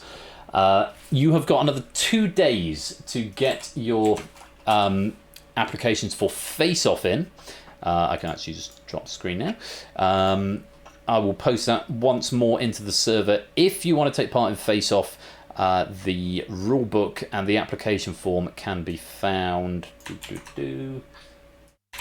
there.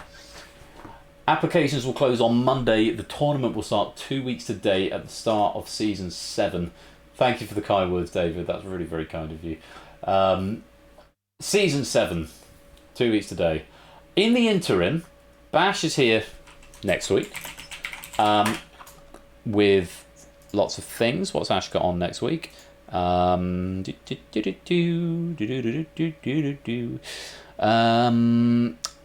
to 1 on Wednesday. Redacted and All Clued Up on Friday. Redacted is by Bod and All Clued Up is by Ash. So that's on Ash's stream in the next couple of weeks. The next week, certainly. Topper is, I think, still on hiatus. Yes, news on Season 3 coming soon, so Topper's still on hiatus and in bed.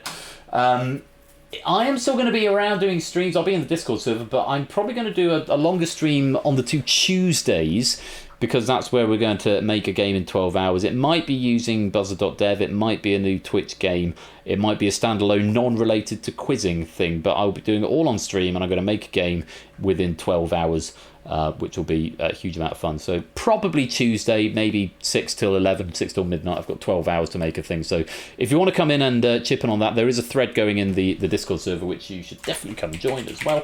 Right there. Yeah. But suggestions will be available live in chat as well.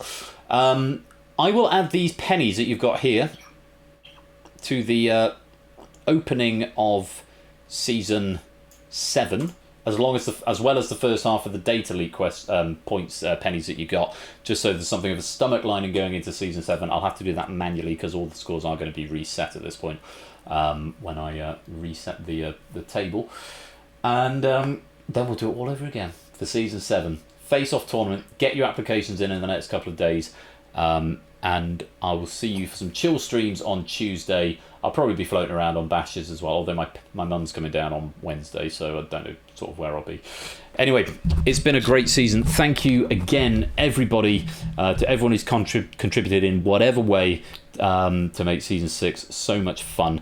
I haven't got anything special or any fireworks to go off at the end, so I'm just going to press the magic button. Enjoy the next couple of weeks. I'm going to enjoy taking a little bit of time off from hosting. I've got Easter stuff next weekend anyway. So certainly dev stream of developing a game over the next couple of weeks, and maybe other stuff as well. No impromptu spotlights. No. I'm going to get a drink and then I'm going to bed. Thank you all again. Until Season 7, you have been watching Game Night Season 6. I have been Royal Flush. Be splendid and marvellous and safe as always. And until next time, take care. Peace out. And good night.